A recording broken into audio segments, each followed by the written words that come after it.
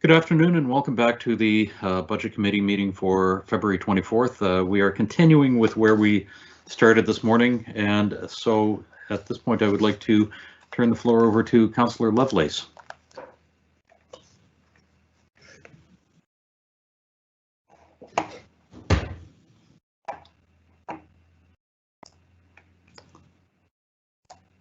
Pam, are you with us? I am so sorry, I'm having a sneezing fit. It's all good. Thank you. Apologies. I think actually Tim was before me. Deputy Mayor Outfit. Tim? I think it's past now. I can ask my question. I'm so sorry. Tim was the very first person to speak, and you are speaking now for the first time. You are the last person on the first speakers list. This is my second time speaking. Okay. No worries. Go ahead anyway. Yes. Go ahead, my question is about area rates and sharing the costs. So cost sharing with neighborhoods in regards to park development and getting a sense, I'm not sure, Denise, if you have this information, but getting a sense of where we're at with the assessment overall with our area rate organizations. You know, some have all kinds of funds and volunteers, others do not. And so when we're prioritizing those projects, I'm trying to understand how we determine you know, boots on the ground in the sense that when we're actually ready to do this. So some groups, for example, may have, you know, well over $100,000 to put towards projects, but maybe they haven't reincorporated as a group, as a society. Maybe they don't have their own bank account. Some of them do. Maybe they have a great need for parks, but they just don't have the volunteers to submit the budget. You know, so I'm just trying to get a sense of it. Where are we at with really doing an assessment and being able to prioritize effectively? And maybe this goes to that parks master plan, that rural recreation plan. And just wondering if you can speak to that. Thanks, Denise. Sure, Mr. Chair, through you to the councillor. I'll answer a little bit. I will probably have to ask Jane Fraser, the CFO, to respond as well, because the administration of the area rates falls under finance. To your point, what happens each year, the groups submit a business plan which outlines what it is that they want to do with the area rate funding that they have. And you're absolutely right.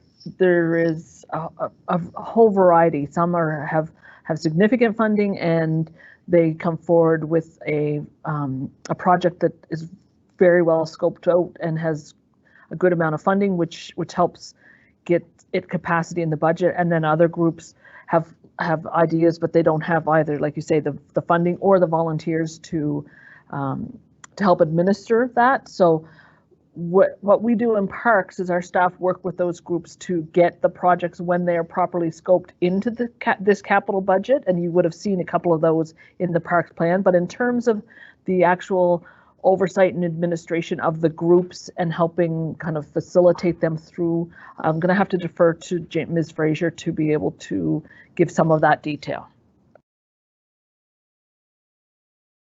Thank you, Denise. Mr. Chair, through you to the councillor. So what we do is we work with the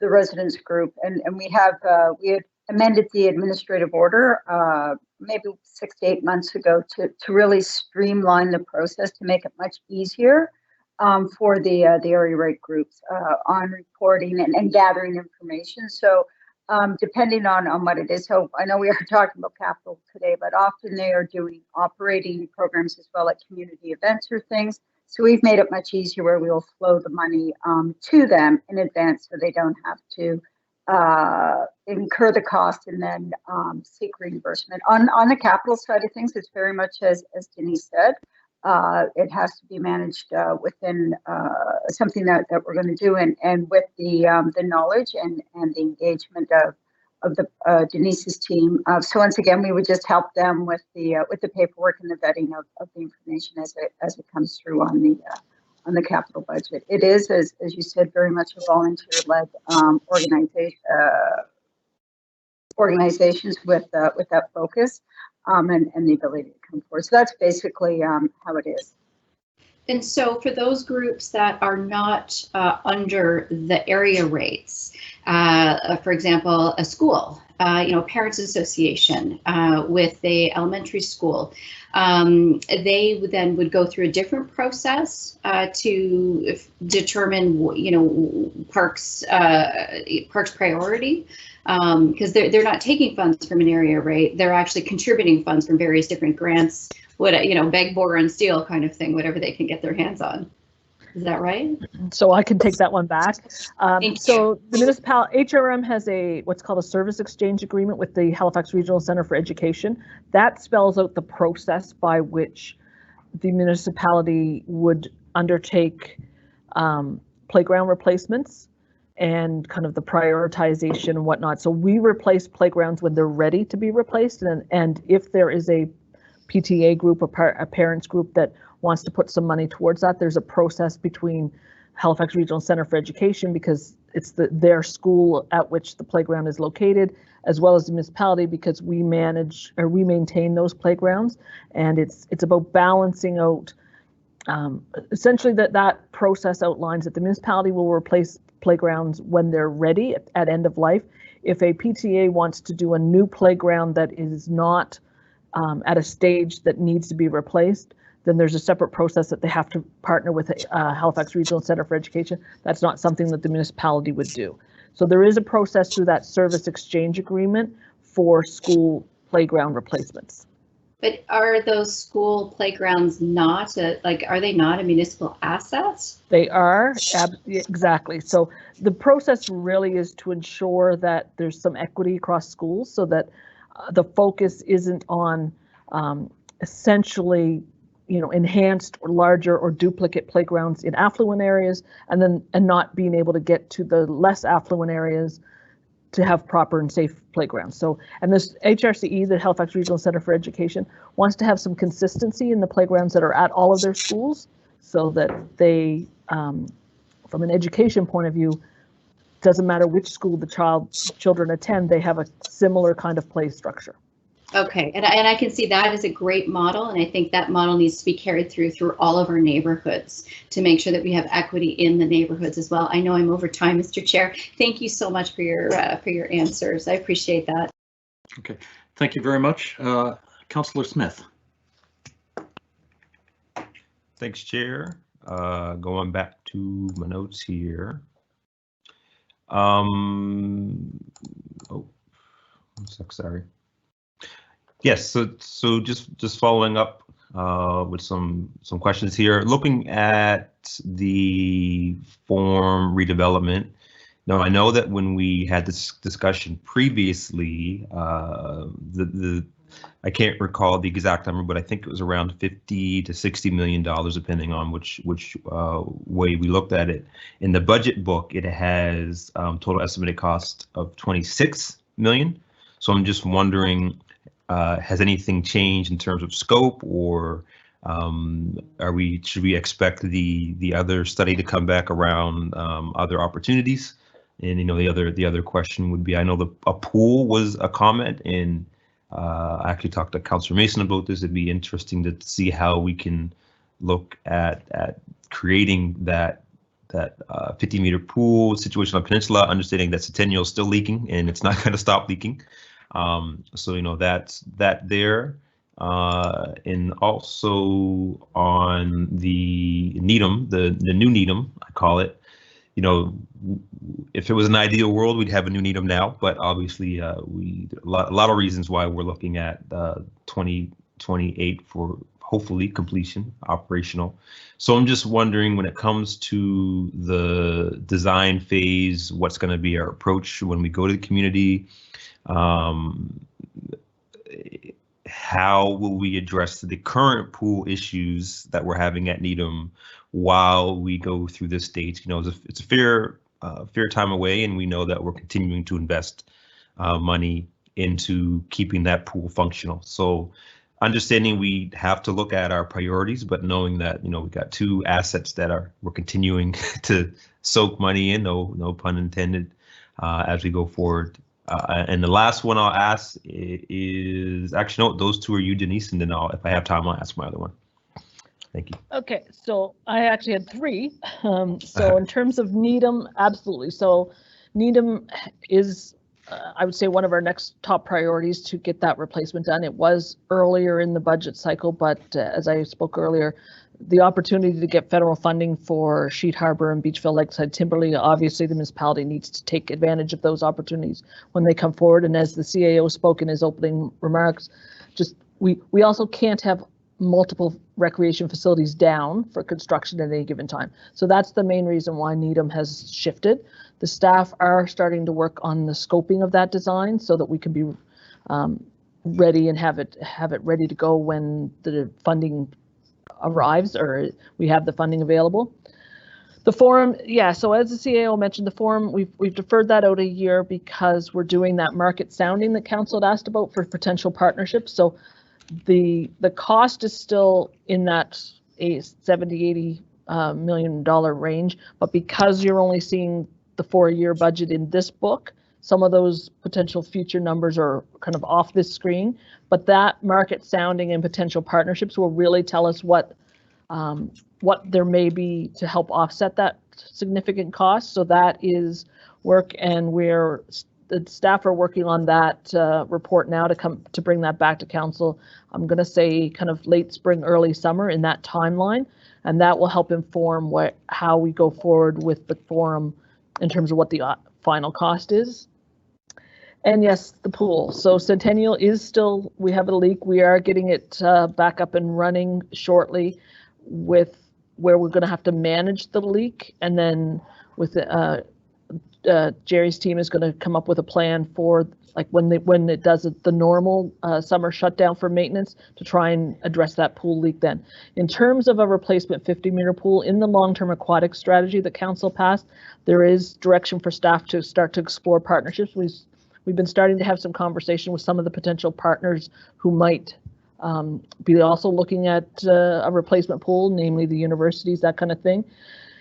What we understand is in order to do, we did a little bit of preliminary look at the opportunity to potentially add a pool to the forum site. The site would be likely too tight to have a pool. What council, the plan that council has already approved in terms of the concept design for the 2 rig pads and whatnot. So we don't necessarily think that's a potential location, but we are looking at options and exploring opportunities that we would then come back and get some direction from council as to how you want us to proceed on a replacement, because it is the work that council directed staff to do at Centennial probably 8 to 10 years ago was to keep it for another 10 to 15 years. So we need to be doing our planning now for the replacement of Centennial, because that time will be here before we know it. So we are working on that now. And just really quickly, and then I'll come back just to follow up in terms of Needham and the investment we're going to most likely be putting into it until we get to that piece. Do staff have an idea of how much we'll be looking at in terms of maintenance if we're going to continue to fix that pool? I don't have that specific answer for you at this point, Councillor. I'm not sure, Jerry, if you have any more detail. Sorry, is this on Needham or of Centennial? Yeah, Needham. Sorry, Needham. Sorry. Needham. I guess both. Maybe both would be a good. Yeah. Yeah. So I know that from Centennial, that's the plan, is to figure out kind of what is needed for the summer shutdown. In terms of Needham, I know that Jerry's team, that's essentially what they're doing is keeping the pool going. I don't have the specifics of what it's going to cost because there's some operating costs that would be incurred, right, and potentially some small capital maintenance to keep it operational. I don't have the specifics of what that may be. I'm not sure, Jerry, if you have more details on the costs. Yeah, thanks, Denise. Yeah, no real detailed costs on Needham to keep that going, but it's a classic example of life cycle costs on assets that are kind of towards end of life. But I'd be happy to take that away, Councillor, and we can get a little more detail from our facilities budget on those costs. Great, thank you. That works for me. Thanks. Okay. Thank you very mumuch, Councillor Morris. Thank you, Mr. Chair. I have 3 questions. I think the first 2 are for Kelly Denty. I was just at the very end of the binder, which is excellent to have. Thank you very much. It's nice to have something in print. There's an item under Halifax 2050, $2 million. Are you able to provide any more detail on that? My second question is about, I see 275,000 for tree planting. I think that's a partial budget, or anyway, could you provide some more detail on the tree planting and how it might be distributed among the districts? And my third question is about the March 31st deadline for a federal infrastructure application and whether HRM will have anything for that March 31st deadline and what those projects might be. Thank you.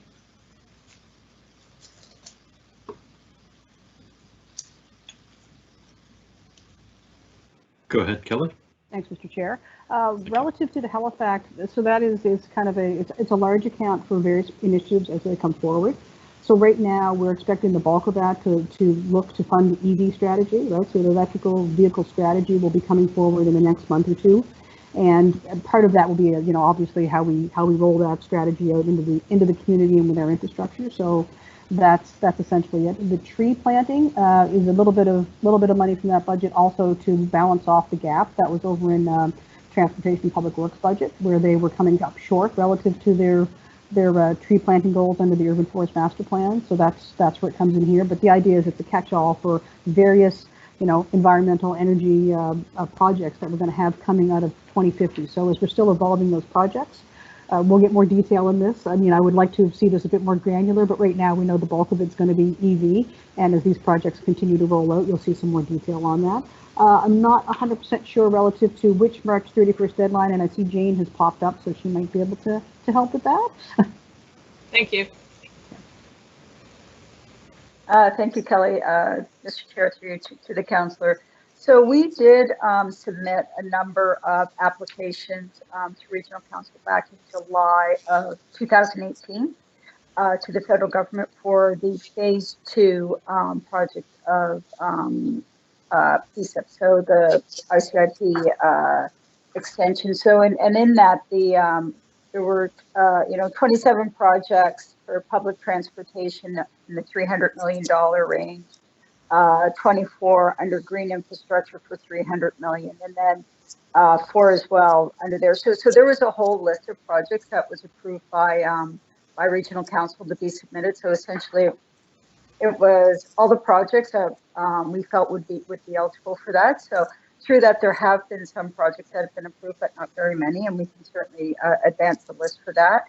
The other thing that we did was in May of 2020 with COVID, there was some anticipation of a potential shovel-ready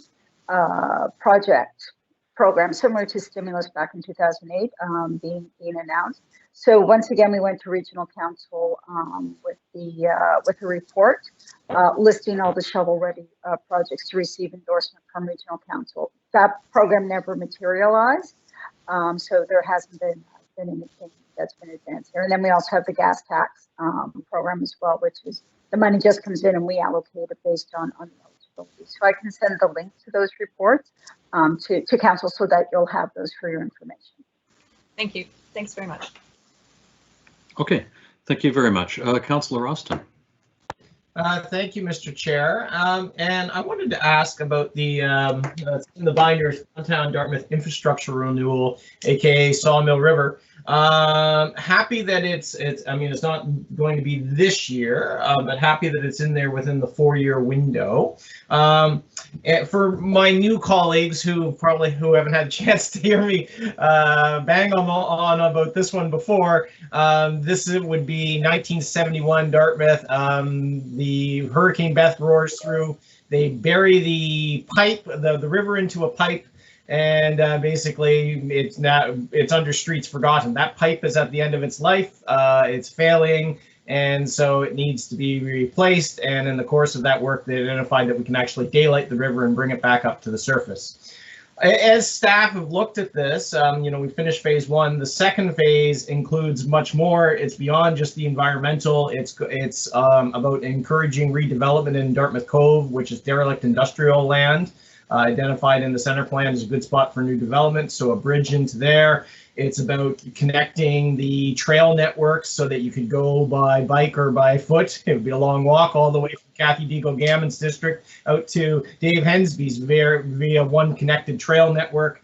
It's about new public space. And so there's a lot wrapped up in it. The part that I'm concerned about is the part that's always been vague is what happens from, and this is my question for staff, what happens from the intersection at Prince Albert, Alderney, Portland, up to where the daylighting stopped in the first phase? Because that's the spot where we actually have the ability to be creative in terms of making it park space. If we leave the project to Halifax Water, we will get a pretty concrete fish ladder, but that's because they don't, it's not their mandate. They don't build parks.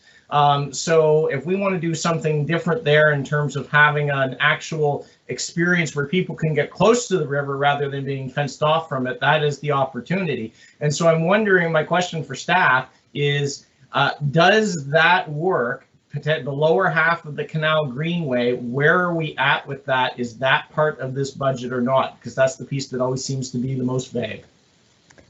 So, Councillor, through the chair to you, that is not in this budget at this point in time. There's still some work to be done on the street configuration, but as we've discussed, staff would be undertaking a park plan that we can align with Halifax Water, because you're absolutely right. They need to do the component of the stormwater assets, but they wouldn't look to be doing it in a park setting.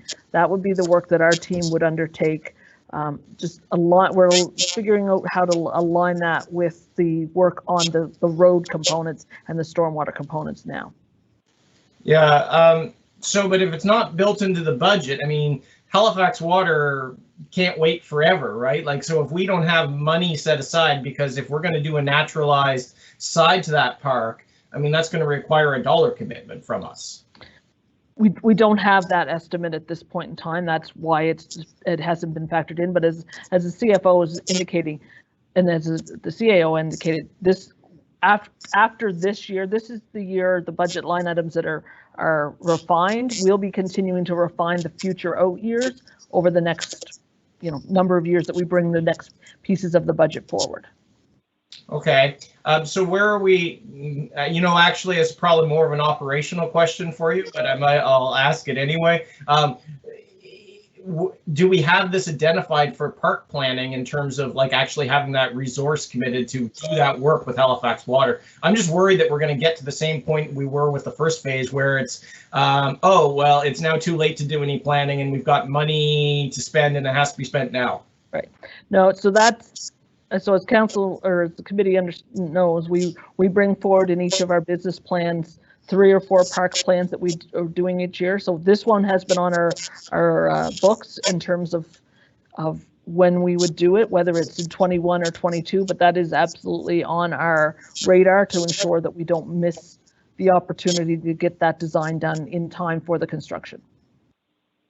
Okay, thank you, Mr. Chair, for your indulgence. I know I must be past 3 minutes. Thank you. Yes, you are. Yep, that's okay. Thank you very much. Councillor Hensby. Very much, Mr. Chairman. If you look in the chat, I just sent everybody a photograph.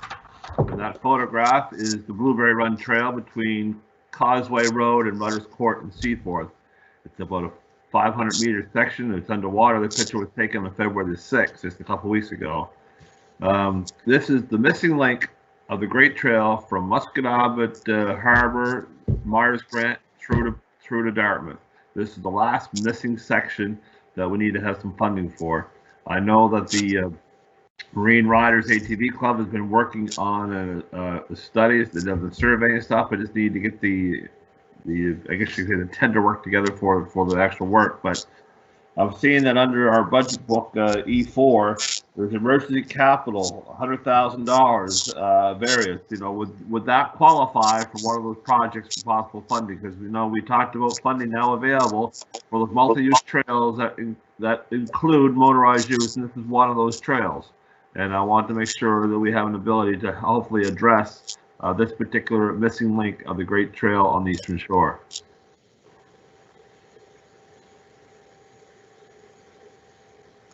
Who do we have from that? Is that Kelly Denty? No, I see Brad I'm English. going to ask, I'm going to Dave McKaiser. Thank you. Thank you. Thanks, Brad. Mr. Chair, through you to the councillor. So, Councillor Hensby, a couple of responses to that. You're right. We do have funds set aside in our new active transportation program for kind of emergency grants.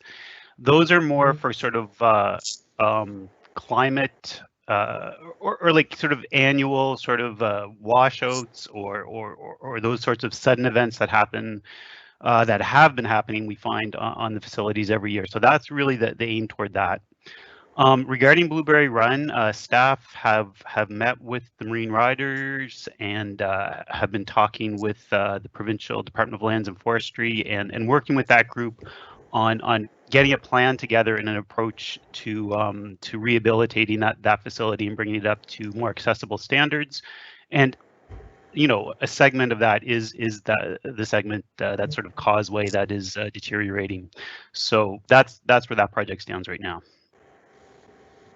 All right, because I was talking to Andy Fillmore with the National Active Transportation Strategy and everything else like that, and he says, you know, if we put an application forward for infrastructure, you know, they'll seriously look at it. So I need to know, how do I get a proposal for that trail submitted under our under infrastructure consideration?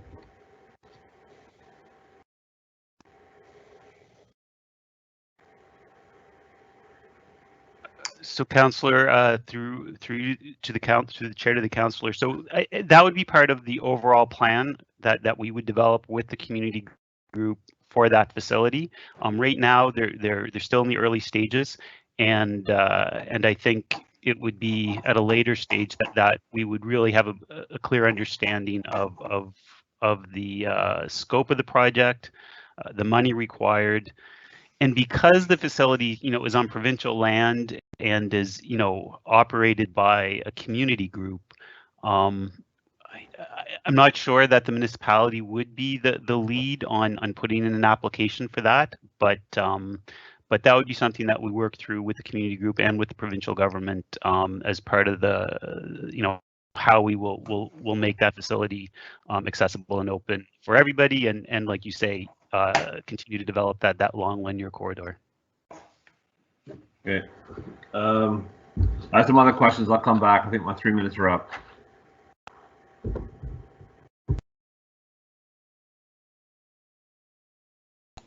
You're muted, Mr. Chairman. Funny how that works. Yes, your 3 minutes are up. I will add you to the list for the third time. Councillor Outfit.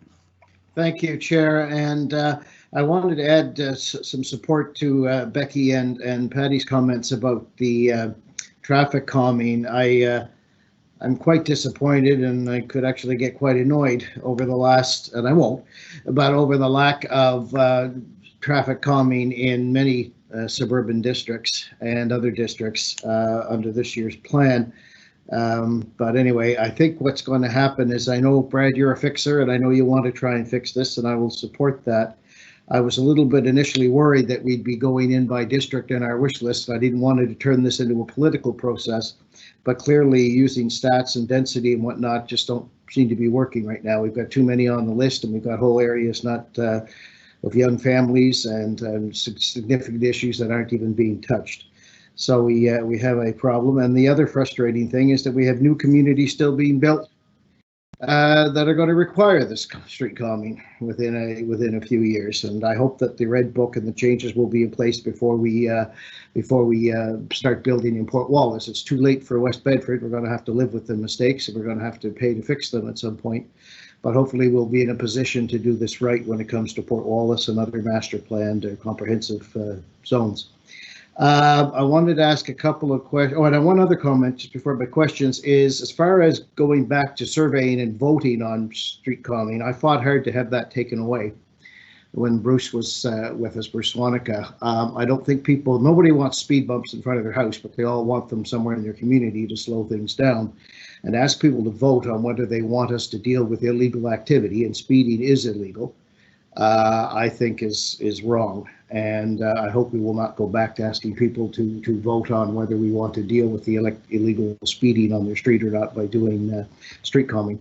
Want to know what the status, this is for Brad, where we are for school zones. We want to have speed calming in school zones, but so far schools that are on hills can't have speed bumps.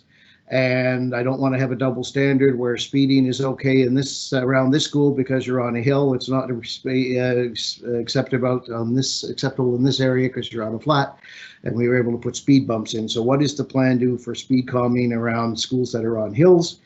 And how are we doing with the 40-kilometer-an-hour neighborhoods?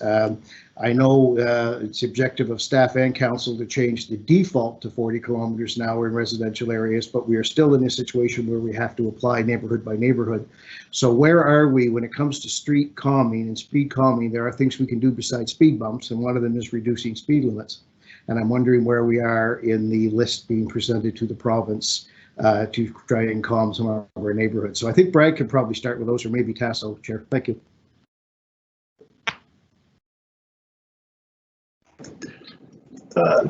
Yes, thanks, Councillor.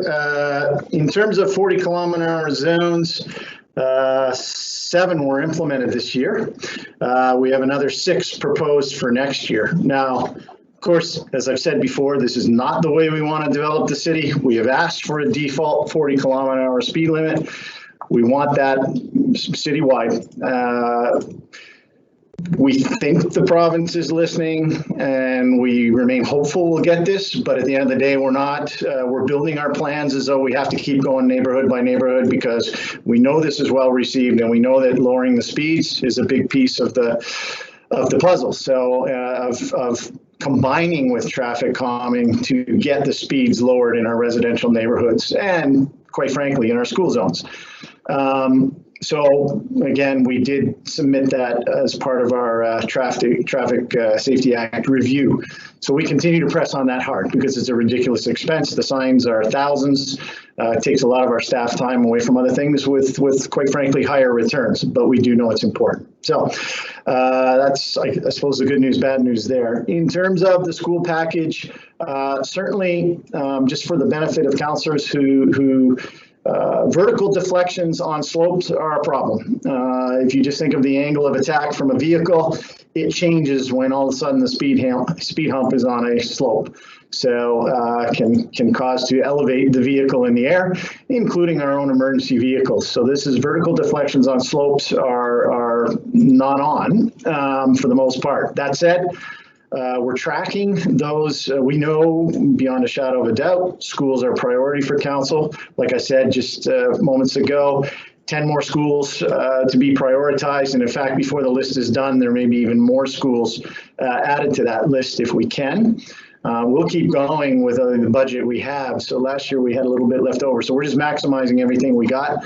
So remain hopeful we'll get those done. In terms of the ones that are on slopes, we basically have to go back and look at traffic calming for those streets as a holistic end-to-end practice. In many cases, we may be looking at horizontal approaches. Horizontal approaches meaning bump outs, medians, chicane type infrastructure so that we slow down the vehicles. Those particular projects are typically combined with the recapitalization work for the street. Very expensive, a lot of curb change, and so that's the basically overall view. So it's not that those streets are lost. We're tracking them, but essentially they'll have to be done when the street is recapitalized. I guess for those that don't, we are now looking at streets that are, I guess, dangerous, that are long-term recapitalization, the recapitalization a long time out, and now looking what we may do there. Because again, it really comes down to scale of change and the amount of investment that we might have to rip out or not get the benefit of mobilization when we're recapitalizing the street, if that makes sense. So it's not lost. It's just that vertical deflections don't work well on slopes. So thanks. Okay, thank you. I'm Thank you, going Brad. to ask you to come back, Councillor Outfit. I don't think I need to. Thank you. Wonderful. I'm glad he's been able to answer everything. Councillor Blackburn. No need for me to come back either. My questions have been answered. Thank you. Wonderful. Councillor Cuddle.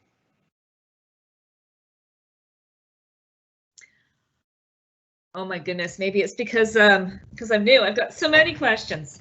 Okay, just about the school zones again. Sorry, Brad, for putting you on the spot here again. I know that you said there'll be 10 this year. On page F5, I see that there's only $150,000 allocated to school area traffic calming, and I'm just wondering if that's enough to do more than 10, or is there budget somewhere else? Other question I have is about wharves, and that in working with Parks and Rec, and maybe this one's for you, Denise, I know that the assessment of the wharf condition was to be done in the spring. I'm just wondering, like, you know, that perhaps that assessment needs to be done prior to budget. In the case of the one in Terrace Bay, it had some ice damage. I don't see it listed in this budget. I know we've talked about it, and I hope that there will be some money in the budget to fix that damage to that wharf this budget season. The other piece is I'm just wondering about councillor capital funds. You know, is that being restored to the full allocation pre-COVID? I know I saw it in here somewhere, but I can't find where I saw that. So if someone could speak to that, that would be wonderful. And climate action, I see on page H3, there's a budget allocation for, it mentions buildings, doing work on buildings. We did talk a lot about sea level rise over the past 3 months and the importance of looking at our infrastructure that will be impacted by sea level rise. The project deliverables, however, and while it talks about that and impact to service, the project deliverables really talks about, you know, I feel like it's focused on building stock and our transportation sectors. I don't know if we can just talk a little bit about the plan for Halifax, and in particular around coastal issues. Is that 3 minutes, Paul? No, you're good. If we could have, well, I see Denise and Brad. So I'll jump in and just do the wharf answer quickly. So absolutely, Councillor. So we did the assessment. There is no critical work that needed capital for this year's budget. The damage to Terrace Bay is a state of good repair, so that's out of the operating budget. So the assessments are ongoing for the wharves, and any years that we need capital money, we put it in. Oftentimes it's a state of good repair, which is an operating budget cost. So that's why you don't see anything. Okay, wonderful. Thank you. Okay, and regarding the school zone traffic calming, 150,000 will be enough.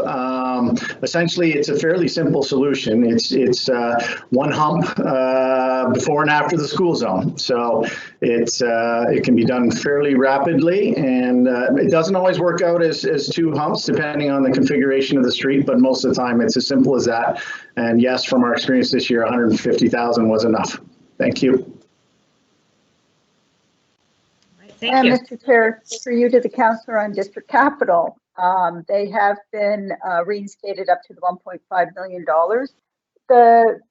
It's in the section H under other assets, but I did notice we do not have a sheet in the book for that, so we'll rectify that for you, but it is back up to the 1.5 million. Is that also on page A1? Under asset category, it shows district capital funds about 1.5. It is, Mr. Chair. Typically, we have the list of sheets in behind, so we'll make sure that there is one in the final. Thank you. Great. Thank you. All right. Thank you, Jane. And I see Kelly. Go ahead. Thank you, Mr. Chair. So relative to the climate action and the buildings work relative to sea level rise, so what you see here is a reflection of work that's needed to carry out vulnerability risk assessments for our critical infrastructure. And once that work is known, then we'll be able to kind of program it into future capital budgets. So, and we do have staff that are included in our base operating budget when it comes forward later in April that would actually be doing this work. So this is not, you know, necessarily the things I think you're talking about right now, but we would put forward a program, come back with an overall strategy. If there are buildings that are being recapitalized right now that are on the water, we actually do look at sea level rise. So a good example of that is the Woodside Ferry Terminal to make sure that they're incorporated. Okay, excellent. Thank you very much. Okay, thank you very much. Councillor Mason. I went faster than I thought it was going to. Hi, everybody. I just wanted to put my oar in as Chair of Transportation Standing Committee around the discussion around changing the policy for traffic calming. So I think it's important to start with that I think we all recognize that the policy needs to continue to evolve, right? As Councillor Outfit said, Deputy Mayor said, you used to have a vote on the street of the residents, which was time consuming, and a lot of staff work went into that. And we did away with that and said, if it meets a standard, it qualifies. And that's how you ended up with 300, 400 streets on the list, is that most streets qualify. I think, though, that it is clear that some streets are more dangerous than others, and that it needs to be that we need to tighten up that policy. As it's been put to me, we want our staff to meet a standard, and we need to hold them to account. But if we get the standard wrong, then they're going to be doing what we ask them to do, and we're going to be unhappy with it. So just last week, or just yesterday, I had a fellow on Twitter come at me screaming about how the whole South End is all full of speed humps and he can't get them in. He lives in Councillor Cuddle's area, and there are actually no speed humps in my district. The only traffic calming in my district is the local street bikeway that was built 2 years ago. And even though I helped craft the motion to introduce the bus or the school speed humps last year that Councillor Nickel brought forward and that we passed, I knew at the time, based on the mathematical evidence, that none of that money would get spent in District 7. And in fact, most of it got spent off the peninsula and out of the regional center. A lot of it got spent on Schuylkill Drive and Cavalier Drive got them. Schuylkill and Cavalier got them because, and I've been out there back when Steve Craig was the councillor, and he was like, this is really bad, right? And I was like, yeah, it's the worst. This is awful. And so as a regional councillor, I support them getting speed humps before Lamarche St. Thomas School, which might get them this year, but might not. So I just would caution, it's really important that I don't think that we should have any political say in this. I don't want that. I don't want to be the one who decides, even in my district, who goes first. I want to have some feedback, and I want us to change the standards. But I think it has to be evidence-based. Otherwise, then you're thumbs up, thumbs down, who lives, who dies in the gladiatorial arena, and the loudest and noisiest residents, who are often from the higher income neighborhoods, are the ones who are going to be the ones who are going to get it, right? Our system right now, I like that it's based on evidence, and I like that it's based on numbers. I don't think we're measuring quite the right numbers yet. So I hope we can focus through Transportation Standing Committee and Council on getting better numbers that have a better outcome for all of us. But I don't want to politicize this process. I would not support that. Thank you. And I absolutely agree with that. Mr. Mayor.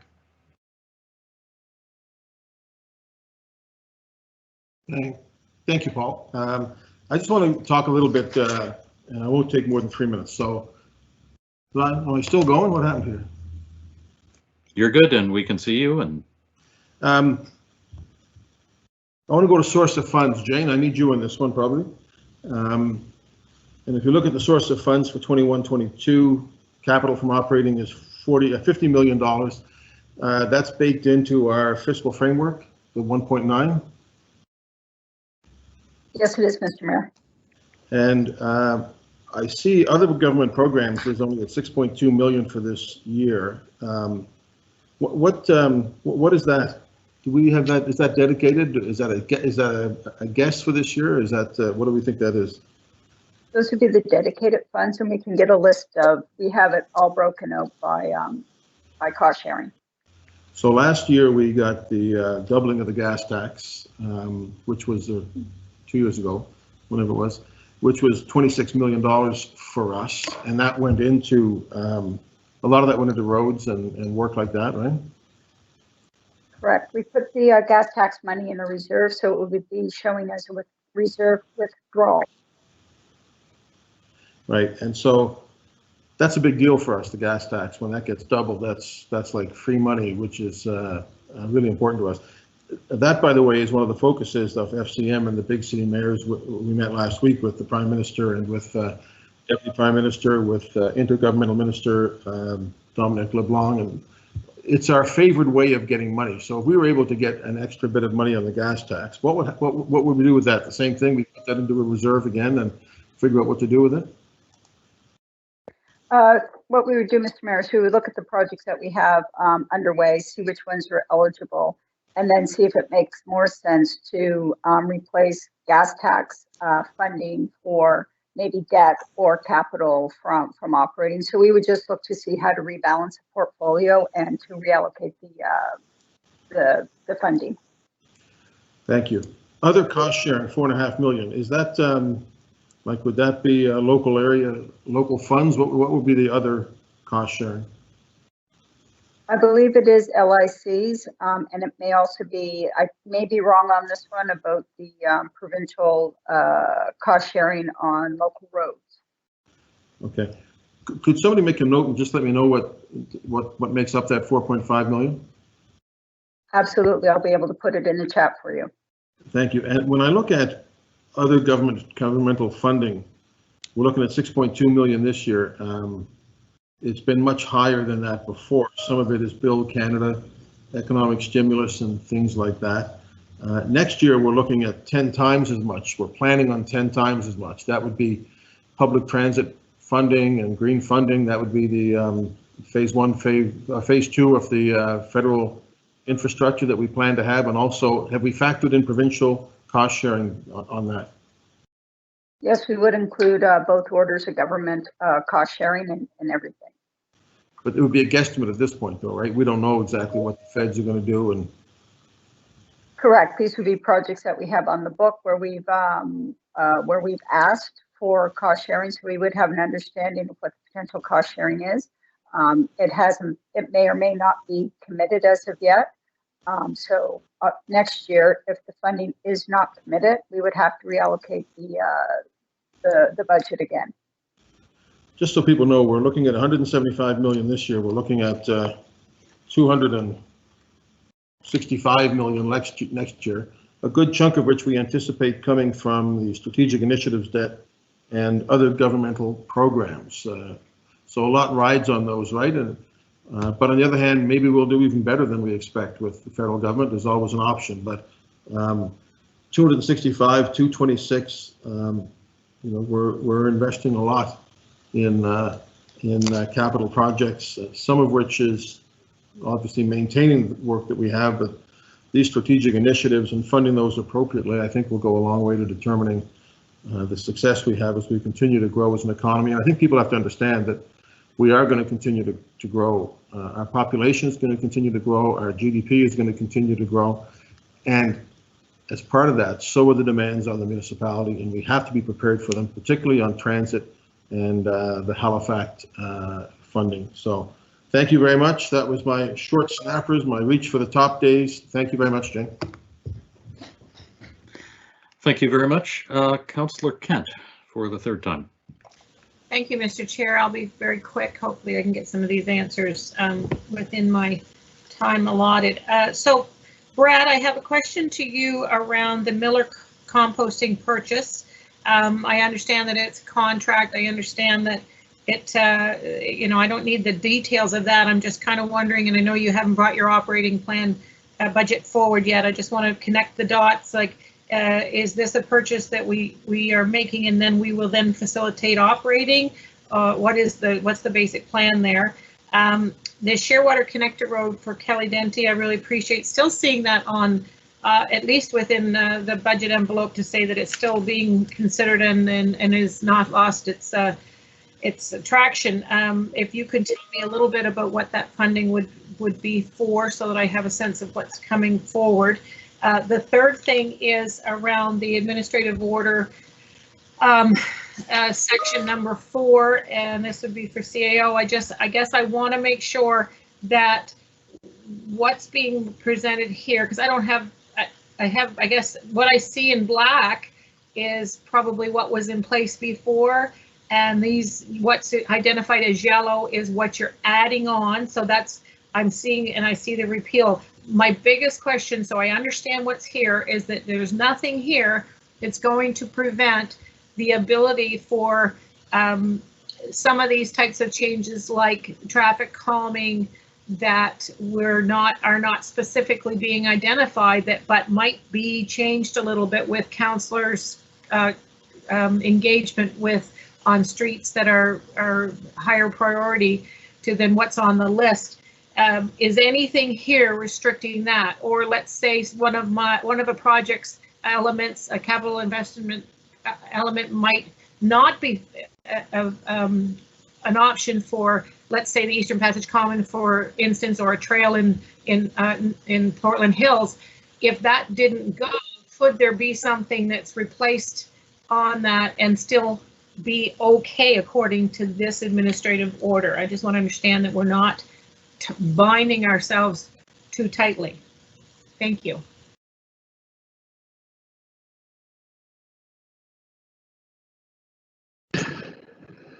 So I will go first, I think, Councillor, with the Miller composting purchase. That's with Miller composting with the new organics build that Council approved, the $457 million 25 to 35 year design, build, own, operate, and transfer agreement.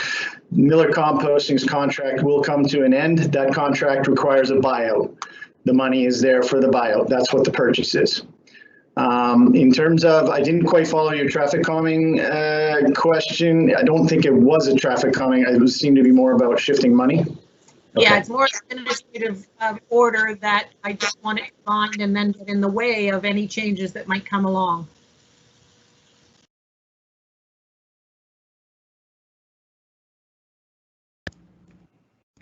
Yeah, Mr. Chair, through you to the councillor, I think that was directed to me. So I think the answer to your question is, if there's any new projects or ideas that come forward, then there's a process to get to those, right? You bring a notice of motion to the floor, and we get a staff report, and we come back to council with a report and recommendation. So, you know, at the end of the day, that's how it would work. You know, in terms of traffic calming, you know, we do have an AO, right? So we're bound to follow that. What we're hearing from all the councillors, most of the councillors, is that the AO is not working for you.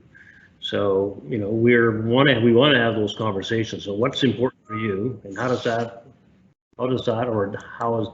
not work within the AO? And if it doesn't work within the AO, to Councillor Mason's point, we need to look at a different model, right? So there may be some things we can do around specific. You know, maybe council wants to establish a specific plan around schools, for example, or whatever. But so, you know, this is all. You know, all of these kinds of questions can be addressed in time. You know, they're not all necessarily laid out specifically by district within this budget book. But, you know, as Brad explained this morning, he did a very good job explaining how traffic calming is going to work. And so it's going to take a multi-tactical approach in order to address this. But, you know, there's no doubt in my mind that, you know, if council wanted to respond to the 400 items that are on the list now, you can't afford it.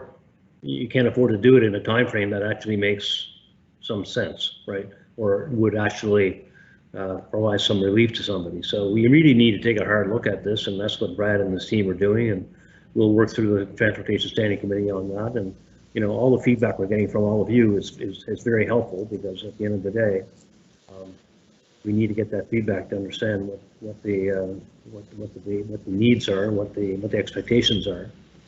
The other factor around this issue of traffic calming is, you know, when council adopted the IMP and adopted complete streets, that changed the game, right? That changed the whole scenario around traffic calming, right? And you know, I guess from my perspective, I've never seen so many requests for traffic calming at any time, right? And it's probably a bunch of reasons. One, the IMP. Two, you know, the whole notion of our growth. You know, as the mayor points out, we're growing and growing fast, and you know, and that's causing a lot of pressure as well. But this is all very iterative. It's all very dynamic. This, you know, a budget is only a plan to spend money based on what you know today, what you think we know today, and that can always get changed over the life of the plan and the budget. for the year. Thank you. Just for clarification, Mr. Chair, I just want to say that this question was more around administrative order changes. It was, and the traffic. I certainly appreciate the feedback that I've received today on traffic calming, and at this stage, that was just an example that we know some change has to come, and within this administrative order change would there be anything there that would limit those changes to come forward and those priorities to be realigned, knowing that they're not specifically in the budget this year. So I'll leave it at that. I was getting at whether or not the administrative order is going to help us get there, or if it's going to put more challenges there for us. Yeah, that's a great question, actually, and not knowing what a new administrative order would look like is kind of speculative on my part to answer the question yes or no. But I think we have to come back. We have to do our work and come back to council via the TSC, and then go and see where we go from there, right? So, if we're going to change the AO, it's got to be to make it better, right? Fundamentally, right? Okay, thank you very much. I see Kelly has popped up. I'm wondering if you have something to add to that. I just wanted to address the question regarding the Shearwater connector very quickly. Oh, okay. Yes. So the budget book includes a $50,000 amount there. That's simply carryover from previous activities. The real work on the Shearwater connector is going to be informed by the Portland Street functional study that's underway now, which we'll be bringing back to council likely in the fall. So it's really about how those two roadways can work together. So that's just a marker to help support any required studies or designs that are needed to kind of support that whole corridor looking at it. So just wanted to let you know that that's what that was. Thank you. Great. Thank you very much for that. Councillor Stoddard. Good afternoon, Mr. Chair and staff and fellow colleagues. Just had a couple of questions. They're small questions, but as a new councillor, I thought I should throw them out there. I don't want to beat traffic calming to death, but I'd just like to know why in a school zone, which has just been paved, why wouldn't speed bumps be done at that time?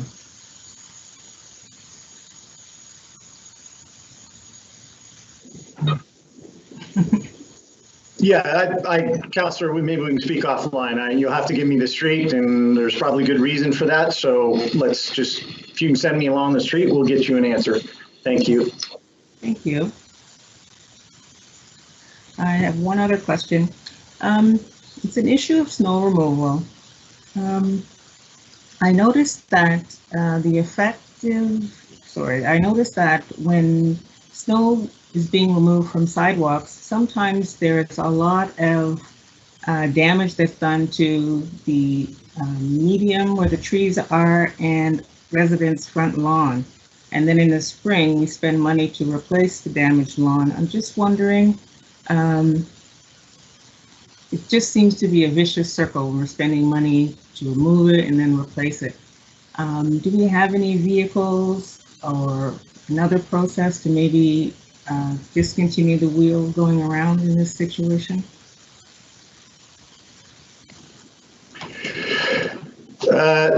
Councillor, through the chair to you. I guess first off, that's an operating budget question, sort of, but in terms of equipment, there's many reasons why the damage occurs. It can be type of storm, it can be type of snowfall, it can be the fact that it iced up, it can be the fact that the operator just didn't made a mistake. There's a number of reasons why it happens. Yes, and in terms of fixing these things, absolutely. It is the expectation that, it's unfortunate when it occurs. And of course, when we're aware that there's repetitive situations, staff take the effort to look at those situations and study and figure out how to prevent that from happening. But otherwise, it is required of the contractors to come back in the spring and fix the work. That is not abnormal. However, I will say things are improving in that we have put a lot of time, effort into the RFPs to specify the specific equipment required into the contract. And so that is making a difference, that we're requiring better equipment, better capability so that it actually clears the snow and salts at the same time, again, to prevent the ice buildup, which then in turn can cause the damage. So there's improvements in the area. That's my general answer. I guess what I'd ask is if you have specific areas that you wish to discuss with us, I'd love to hear them, and we'll set about having that happen. Having that discussion happen. Certainly, it does happen. I think Councillor Austin knows we had a situation just recently where we accidentally tore off a railing, but we had to work very fast and have it installed within a few days to reinstate it. Staff worked very hard to make sure no citizen is impacted in a very negative way for any length of time. We do our absolute best, but it can and does happen, and there's a fine line between kind of neglect, if you will, and neglect's not even a fair word, but mistakes and just what will happen as a cause of the storm. So look forward to hearing from you as to some of the areas you have those concerns. Thank you. Okay, one of my things, Mr. Chair, was just to confirm that it was the contractor's responsibility and the city wasn't paying for it to be done year after year after year. So thank you for that. I appreciate it. Okay. Thank you very much. Councillor Lovelace. Thank you, Mr. Chair. I would like to talk about the Halifax horses. So, Jerry, in looking at the 2023-2024 expenditure on B68 for the Wonders grounds and for the Lancers, having spent quite a bit of time eating lunch with those lovely horses, and enjoying just saying hello to them as walking by. They really are an important, iconic, historic, experience for people who visit Halifax and people who live here.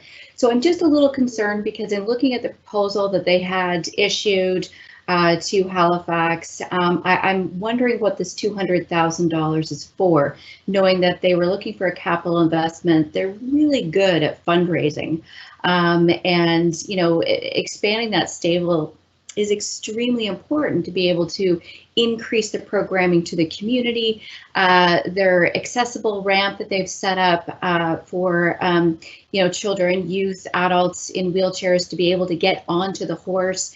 The work that they've done, internally as an organization's governance and so on and so forth. So, Jerry, I'm just wondering if you could speak to what is this $200,000 for, and what is the plan to make sure that that capital investment is adding overall to the bigger vision of the Bengal Lancers here in Halifax.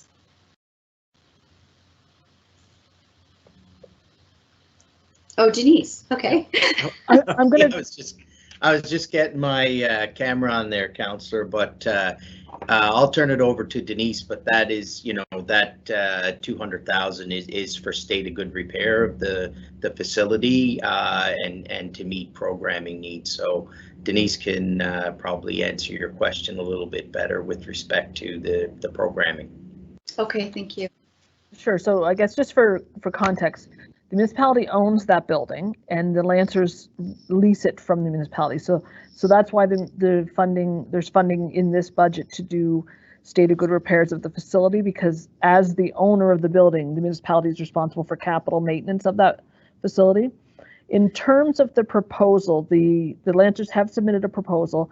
That is something staff are working on, the update to the Common Master Plan, which is a document that's going to answer and outline a number of policy points as to how we move forward with the Common. There's a number of proposals and requests and interests.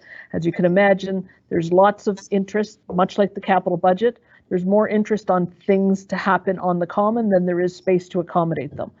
So Council, through that Common Master Plan, will set forth policies as to how the Common moves forward. That will then enable a consideration of the proposal from the Lancers using that policy set that Council will decide. Okay, that's very helpful. Thank you. So I guess just 200. Sorry. So it's, yeah, just to close out, the 200,000 is really to keep the building. It's a heritage building, keep the building in state of good repair. So. Oh, you're muted. It's only indirectly related to their proposal. It's not directly related. So yes, it's there to support future activity and ongoing activity at the site. Okay, thanks.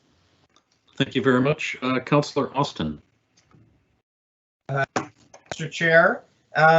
Just since Brad mentioned it, big kudos to the folks in road operations and TPW on that snow repair the other day for a senior that was in a really bad situation that wasn't of her own making. Staff really went above and beyond. It wasn't just rutted grass, it was a quality of life thing. So much appreciation for that. The traffic calming piece, I agree with Councillor Mason. I think if we're going to change it, we should be thinking about what evidence-based changes we would want to make to the policy. We would be in a bad spot if we were politicizing this and becoming, well, whoever can yell at any of us the loudest is who's going to get traffic calming, because that is not a place that we should be at all. Two questions that are remaining. I wanted to pick up on Catherine Morris's question about the climate change piece and the tree budget and the line in there about 275 going over to trees. Where are we at with the regular tree operation budget? Because what I'd be concerned about is if we're taking something that is kind of regularly operation money that would normally be part of that budget, slapping Halifax on it and kind of putting it in that bucket, and then patting ourselves on the back for putting $2 million into Halifax when actually some of this is money that we would have just been spending anyway. I'm just wondering if there's a bit of a kind of a follow the P going on with that one. Councillor Austin, through you to the chair. I would never try such trickery. So as Kelly had said, and again, for the benefit of council, the tree budget, if you will, the tree planting budget is in TPW's operation budget, which you have not seen yet. Okay, so that is challenge number one. Pre-COVID, we had $900,000 in the budget for tree planting. Going into COVID, it was cut. There was no tree planting last year. We have been able, spoiler alert, within our operating budget that will come back to you, we have reinstated the $900,000 right now. That's within our envelope that we'll present to you. Plus, we reached out to Kelly, to his team, to see whether we could augment in the early days of Halifax, given that, this is a key component, to see if there were monies available to further augment the tree planting program, given that we missed last year. She was able to allocate the 275. So that makes a grand total of, if all of this is approved by council, 1.175 million. Unfortunately, trees are in high demand, and therefore the price is going up substantially. We're currently understanding about $800 a tree in the ground. So that's going to be roughly 1,450 trees. So said a different way, the 900,000 in the op budget gets you about 11,000 trees, and then the additional money from capital gets you about another 350. So for a total of 1,450. So that's the story on the trees if the budget holds. Thank you. Thank you, Brad. That's what I was hoping to hear. There's no P being moved around. If I look under both pots, there's a P under both of them. Thank you. I had one more question, Mr. Chair, but I could come back a fourth time if I'm out. You're out of time, but if it's quick, go ahead. No, it might be a little longer. I'll come back. Thank you. Wonderful. Thank you very much. Councillor Cleary. Thank you, Mr. Chair. This is my first time while folks are still doing third and fourth rounds. I've been judicious because my colleagues have been asking good questions, and also too, I wanted to get a sense of where folks were, especially on the traffic calming. And I couldn't agree more with Councillor Mason, especially as the councillor who moved the motion to get us to the 40 km/h, 85th percentile speed where we are. So I'm looking on page F6, at traffic calming. And right now I count 24 streets. I think Mr. English said 25, but I count 24 for traffic calming, and that's a budget of $1,065,000. So I would like to move into the parking lot an additional $1 million for traffic calming for the upcoming capital budget year. Second, Tim. And I guess this will go now.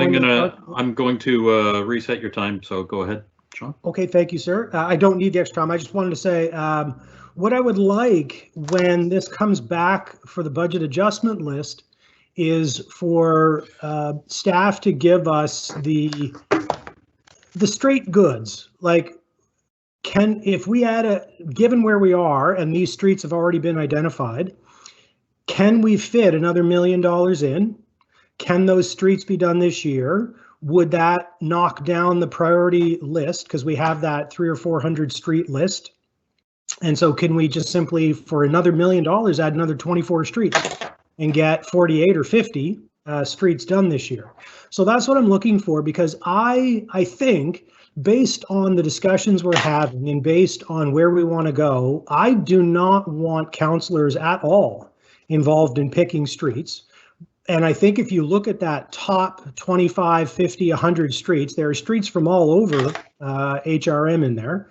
And I think if we just looked at staff's criteria, or our criteria in the administrative order, our policy on traffic calming, and we looked at the list of streets, and maybe also look for some cost efficiencies, working with other partners. If something's already being done, maybe we can knock a few off. But I really don't buy the idea that we can't do these and we can't do them all in a short period of time. I think if we put a plan together over the next 5, 6, 7 years, we could do 25, 50 streets a year, we could knock this list down in a reasonable amount of time. So that's my motion. Thank you, Deputy Mayor, for seconding it. And hopefully, colleagues, we can all agree, at least for now, to put it in the parking lot so we can continue this discussion when it comes back. Thank you, Mr. Chair. Okay, thank you very much. Go ahead, Councillor Austin, you've got 5 minutes. Thank you, Mr. Chair, and I'll support this going into the parking lot, not knowing what the eventual totals are going to be budget-wise. The question I just have, and it's a question I guess for Brad, I mean, we tried to do this last year, and I mean, I like that Councillor Clary is putting this forward, because maybe it forces us into actually having this discussion, because it seems like, you know, we like to talk about we want more traffic calming, but we can't just throw money at traffic calming at the last moment, which is what we had last year, because we don't have the staff in TPW to actually do the design work to get any of those projects out the door.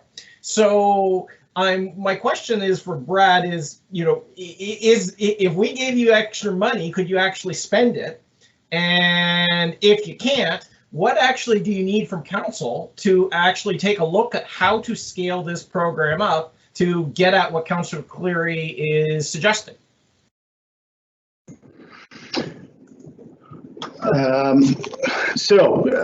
Councillor, you're correct on all fronts. It's very late in the game to do it when the street budget is pretty much cooked. We're committed in our advanced capital. We're committed in our recapitalization plan. But in fairness, I understand the spirit of the motion, and it's what can be done now. And so we'll get back to you with that. What I can tell you is that in moving from 30 streets last year to 52 streets this year, I have to increase the staff, and I've done so through the capital budget. I have a staff member that we have to bring on board to do extra traffic calming planning. This all has to be integrated and designed into the street. As simple as it sounds to place humps in a street, for those of you that have been involved, it's a very socially delicate issue. It's also a very technically delicate issue relative to the placement of driveways and considering curb-to-curb safety. So it's not something that can be just done a drop of a hat. The other factor here is that if the street, the only thing we can really drop and do at short notice like this is like the school package last year, or streets requiring vertical deflection. So I just want to, you know, be very clear, this will be a vertical deflection kind of option. that's, you know, and again, we'll come back with, you know, the parameters of what we think we could pull off this year. But however, I would recommend that we go further in this note to advise what, to your point, that we go further to help council understand what we would need to put it on hyperdrive and really step up the production level for a few years. I agree, because that is, it's a horse and cart. We have the same conversation around RRFBs. We could put those on hyperdrive, but the costs go up. We'll have to do everything through contract. And so therefore, you know, is that the pace you want to move at? So long story short, you're right. It's a little bit late in the game, but I think the conversation is great and worth having because it really sets the stage for what needs to be in the year 2 budget. Basically, what can we get done this year over and above what we've planned, and then what can be in the year 2 budget. So by all means, we'll put all effort into this note and get back with the, I think the words Councillor Cleary used were the realities of this. Thank you. Thank you, Brad. And so what I would hope was, if this passes and it comes back, is that we can get also not just how do you spend $1 million this year, but that options for council as to how are we going to scale this program up for subsequent years. Thank you. Okay, thank you very much. Councillor Mancini. Thank you, Mr. Chair. Like Councillor Cleary, I was trying to go through this without having to speak today because everybody was asking great questions, but nothing like throwing $1 million into a parking lot to make you say, hey, I guess I should speak to this. So here I go. Look, the idea of throwing this in the parking lot, this is very worthwhile, the conversation. Whether we can do $1 million, and as Brad just said, do we have the time, do we have the resources to be able to actually implement an additional $1 million of traffic calming? I think the concept is great. Probably unlikely, but it's worthwhile the discussion. Can it be done? Or I guess when you come back, you know, what is realistic? So if $1 million is not realistic, is $500,000 realistic? Also, I would like to get some feedback, Brad, maybe when you come back with regard to the approach. So right now in District 6 on Montebello Road, and thank you very much. It took 4 years. I'm glad to finally have it. We have traffic calming, but we're testing it. And that means these green bollards that are like bump outs around the intersection, narrow intersections, narrow crosswalks. And we have the speed sentry sign to tell people their speed. So it's all traffic calming devices.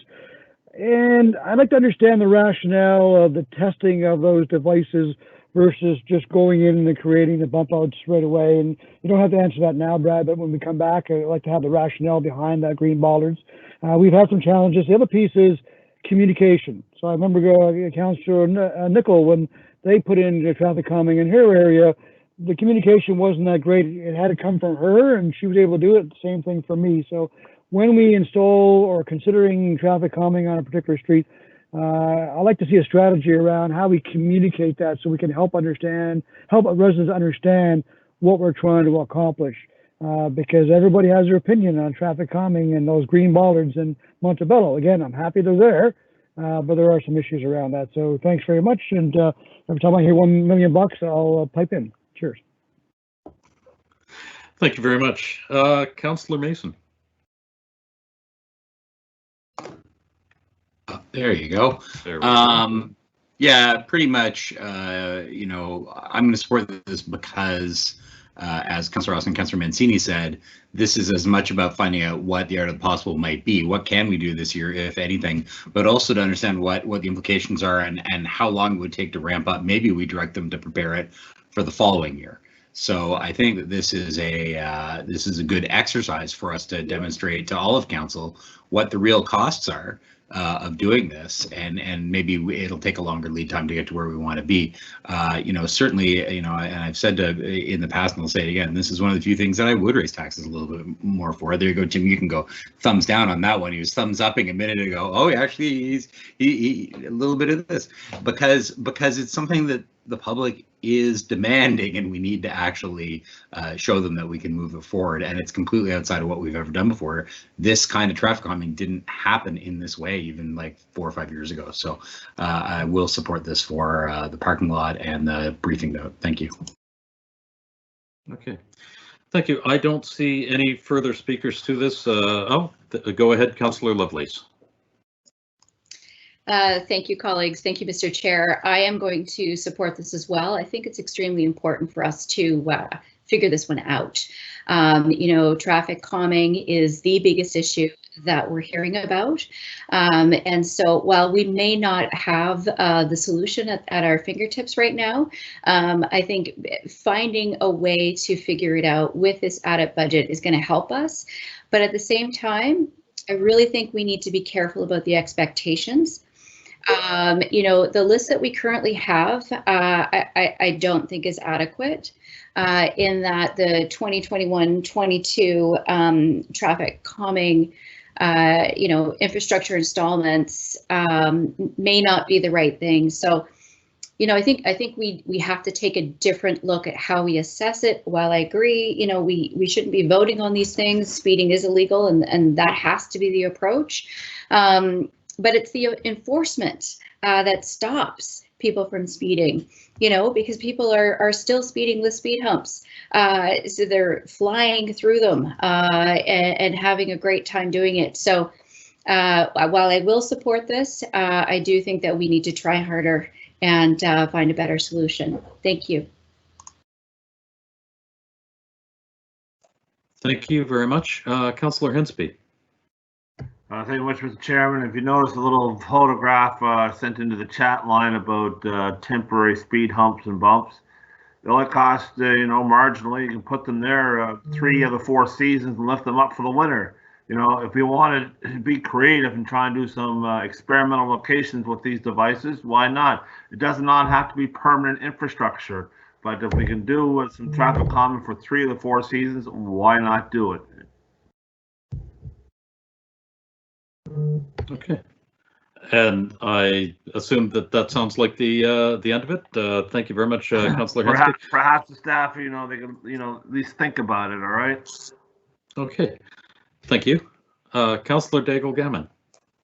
Mr. Chair, I also would very much support this going into the parking lot, but for clarification, the motion is $1 million to the parking lot, but it's also to understand what exactly it is that we need to improve our traffic calming program. Am I correct to understand it that way? I would ask Mr. Anguish to come on and clarify, or Councillor Cleary to clarify what the hopes are for the use of this $1 million. Well, so we have an administrative order, an overarching policy already. So unless we're all going to change that right now, which would be difficult, it would be under the same criteria that we have. So if you look on the halifax.ca website, you would see the list, the prioritized list of traffic calming approved streets. And that's what staff have to work with. That's their raw material. So we give them an extra $1 million, they draw from that list, unless, you know, they're going to come back with a new AO in the next couple weeks. So I think that probably goes to the clarification need I had, is that I thought I heard them say that the administrative order is not working, and that's the criteria which they're used. There are some inherent biases, and so to give more money to an administrative order that's, you know, may not as a result. That's the clarity that I'm looking for, actually. Okay, Mr. Anguish. Yeah, well, I think Councillor Cleary summed it up. His intention here is to use the current administrative order and go down the list. And that's fair. That's what we'll do. One factor you should be aware of that some of the new councillors wouldn't be is that going into COVID budget, the traffic counting program was cut. So there are 209 pending streets for measurement that are in the hopper. So I just want to be clear about expectations for this report, because the focus is short term. So we would, as Councillor Cleary intends, we would use the existing AO, we would use the existing streets that are prioritized, and then see how far we can go based on the resources we have to implement what we can within this year. Knowing, I think, as council does, there's always risk that, you know, there'll be carry forward because we get hung up for various reasons. We start with the best of intentions. So that, unless there's any concern with that approach, you know, staff will come back using those guidelines. The clarification. Okay. Thank you very much. Councillor Cuttle. Thank you, Mr. Chair. My question was very much along the same lines as Councillor Daigle-Gammon in terms of the process we had used to spend that $1 million. You know, I do think the current AO, it does have some flaws, as we've all recognized. And meanwhile, back to the school zones, you know, I see that as kind of a clear priority. That has been identified, that goes across all districts, that we have $150,000 there for 10 schools, but I think there's a much greater need. There's also been an ask from all the councillors to identify 5 priority areas, and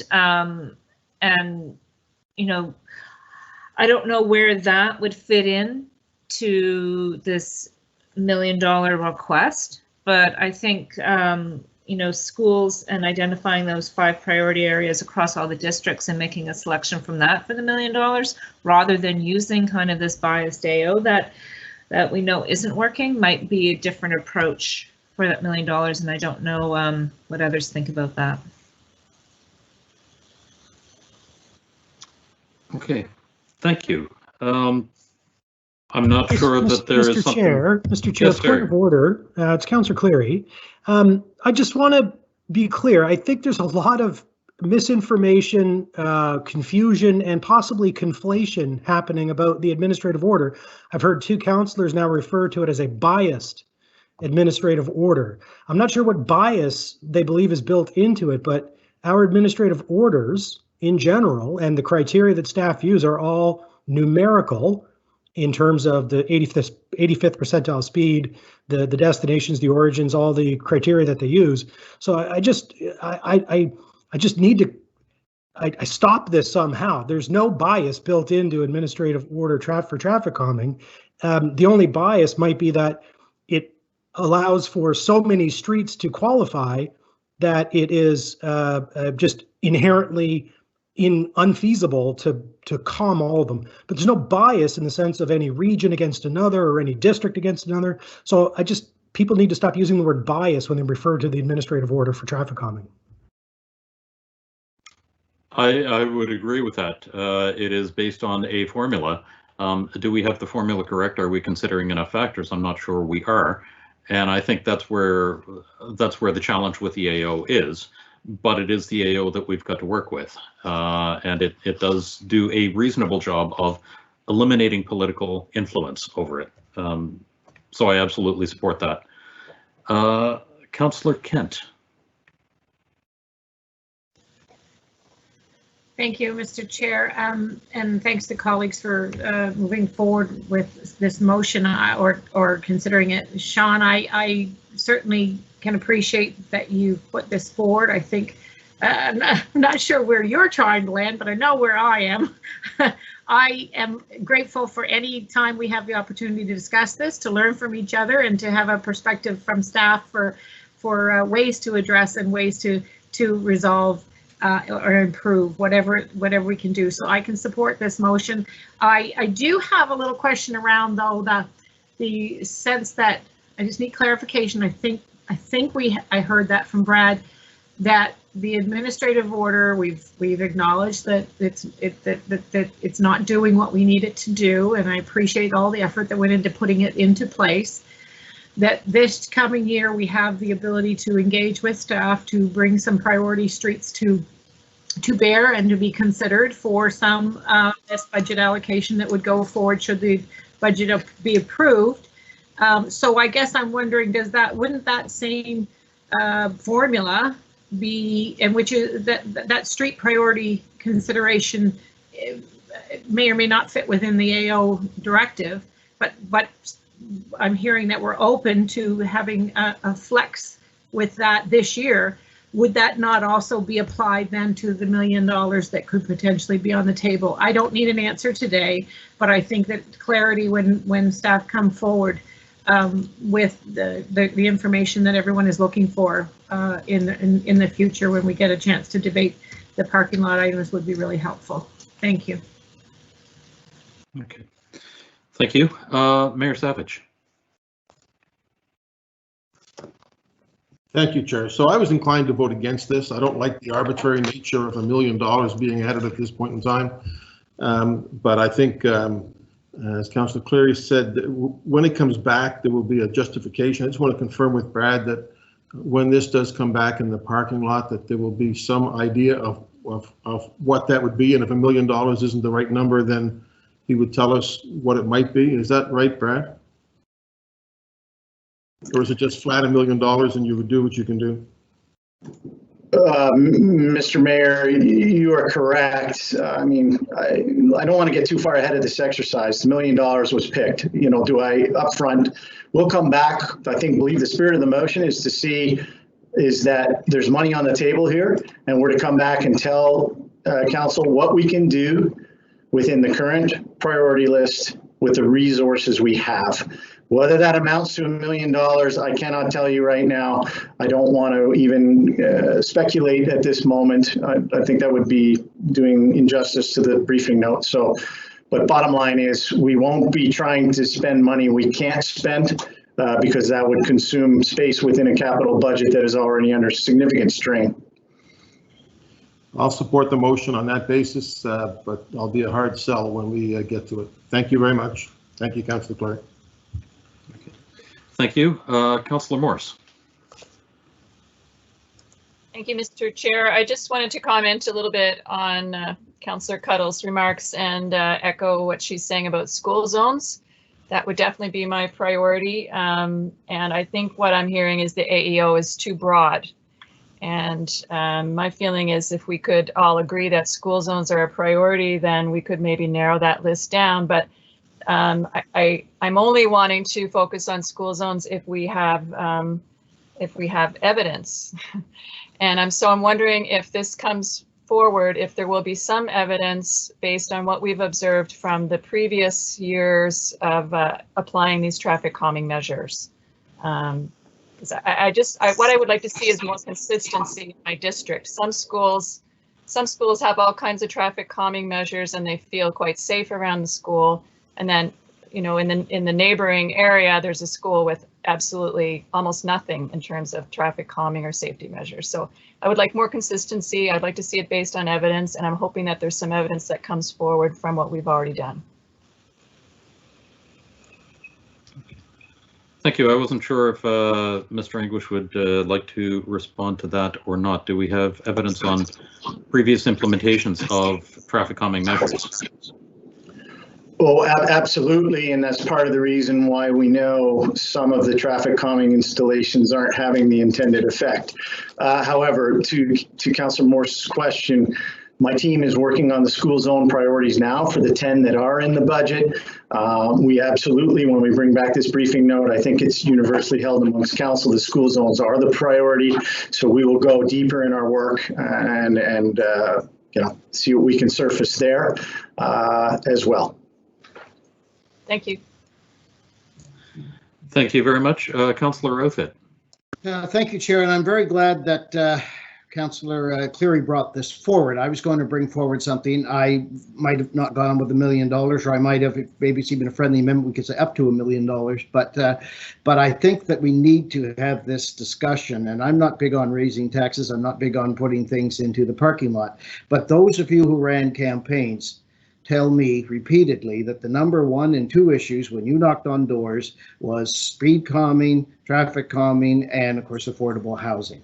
So I think we need to do this to set the stage with staff, with residents, with ourselves, that we are serious about this. What is proposed right now in the capital budget doesn't even add any stream of calming in several districts. whether it's the same situation where we ran into before with adding, wanting to give Dave Hubly and team more money. It just wasn't feasible to give them millions of dollars because they didn't have the ability to deliver. So Brad is quite capable of bringing back to us what, and maybe he'll come back and say, listen, give me another 100,000 or give me another 150,000, which is a rounding error. And I can do more schools, or I could add 5 or 10 more on the list, or what have you. That'll be up to Brad and his team to bring back to us. But I think in order to demonstrate to our residents, to ourselves, to staff, that we are serious about this issue, that this is absolutely the right way to go. And I commend Sean for bringing this forward. Thanks. Okay. Thank you. Councillor Austin. Thank you, Mr. Chair. Very quickly, just an observation on this whole issue. I think in some ways, I mean, basically all those 209 streets that Brad referenced that are outstanding for data collection, probably 201 of them will qualify, and it'll only be a very tiny number that are actually below 40. Basically, every traffic calming street ask will qualify under the existing AO, and so. Is it really a traffic calming program here, or is this basically a red book program that we're running where we're trying to use our traffic calming thing to fix the fact that, you know, our red book design standards are not building streets that are appropriate in the first place? And if we fix the one, maybe we can get back to having traffic calming focus more on the truly problematic streets, and some of the lower priority ones, the ones that are down in the low 40s, can be when the streets are repaved, they get a standard sort of red book type approach. Because I feel like we all have the same goal, but I think where we're trying to come at this program, we're really doing two different things here in the same place. Thank you. Thank you, and I agree with part of that. The street design is one thing, and adding these after the fact measures of doing the traffic calming thing is a second thing. The challenge that we have is that it takes so long to recapitalize a street. We have some streets in my neighborhood that have been 30 years since they have been recapitalized, and so the traffic calming allows us to do something while they're waiting for the recapitalization. I don't see any further speakers to the motion on putting the $1 million into the parking lot for traffic. So the question has been called. I'm going to hand it over to the clerk. Speaking to the traffic calming motion, beginning with District 2, Councillor Hensby. Affirmative. 3, Councillor Kent. In favor. 4, Councillor Purdy.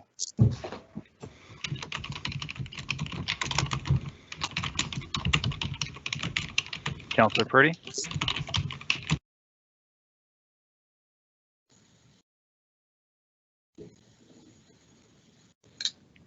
Yeah. Councillor Purdy, can you hear me? District 5, Councillor Austin. In favor. 6, Councillor Mancini. In favor of the motion. 7, Councillor Mason. For the motion. 8, Councillor Smith. 4. 9, Councillor Cleary. Yes. 10, Councillor Morse. In favor. District 11, Councillor Cuddle. In favor. 11, Councillor Stoddard. District 12, in favor. 13, Councillor Lovelace. Voting yes. 14, Councillor Blackburn. Voting yes on the motion. 15, Chair Russell. In favor. 16, Deputy Mayor Outhitt. Voting yes. District 1, Councillor Daigle Gammon. Voting in favor of the motion. Mayor Savage. Yes. Councillor Purdy. In favor. Thank you. The motion passes. We have added that $1 million to the traffic calming list. Thank you very much, everybody. We are back to the main motion on the budget, and the next speaker on my list is Councillor Hensby. Just a quick comment about trees. I'm pretty sure that, you know, we all heard that Justin Trudeau wants to plant so many billions of trees over the next little while, so I'm pretty sure that there'll be some funding from the federal government as well as Tree Canada for helping municipalities with that program, so hopefully we'll be taking advantage of that. My question is probably a question that the chairperson should be asking. He's one of these technical guys, but I'm going through the capital budget and looking at all this IT stuff. You know, and I'm not an IT expert, but I was kind of curious of how much of this is going to be hardware versus software upgrades. You know, how much of it's for licensing, how much is going to be in-house work versus contracted out work. Just kind of curious about project management. It just seems that there's so much various aspects of IT throughout this budget, and we haven't even scratched the surface of discussing it yet. And I'm always kind of wondering, is it, you know, how far behind are we technologically on some of our applications? So anybody from IT can help clarify where we're at with this, and what generation we're at, or how far behind we are, or whatever the case may be. I'm looking forward to the comment. Thank you. I appreciate that. I see Jane Fraser, but we also have Chad McDonald on the line. So thank you, Mr. Chair, through you to the councillor. So that's quite an opener, councillor. So there's a mix within everything, you know, depending on what the project is. Sometimes we use in-house project management. Sometimes we use consultants. There's you know, there may be a software application that requires some hardware or some infrastructure investment. You know, as you're aware, we're doing a lot of work on cybersecurity, and one of the key aspects of that is investing in our infrastructure. So we have some funding set aside for that. You know, when you speak about where we are from, you know, how far behind we are, I would say on the foundational pieces, we hadn't turned our attention to that as much as possible, and we saw that certainly with our ability to bring services online. So the most expensive item that's underway in under business systems is the SAP Business Transformation, which is HR and finance, including procurement. So this really is, it's changing the way that we do business. It touches everybody within HRM eventually, and as well it'll have big implications for our external customers. What this does is it allows us to really start to look at the way that we deliver services.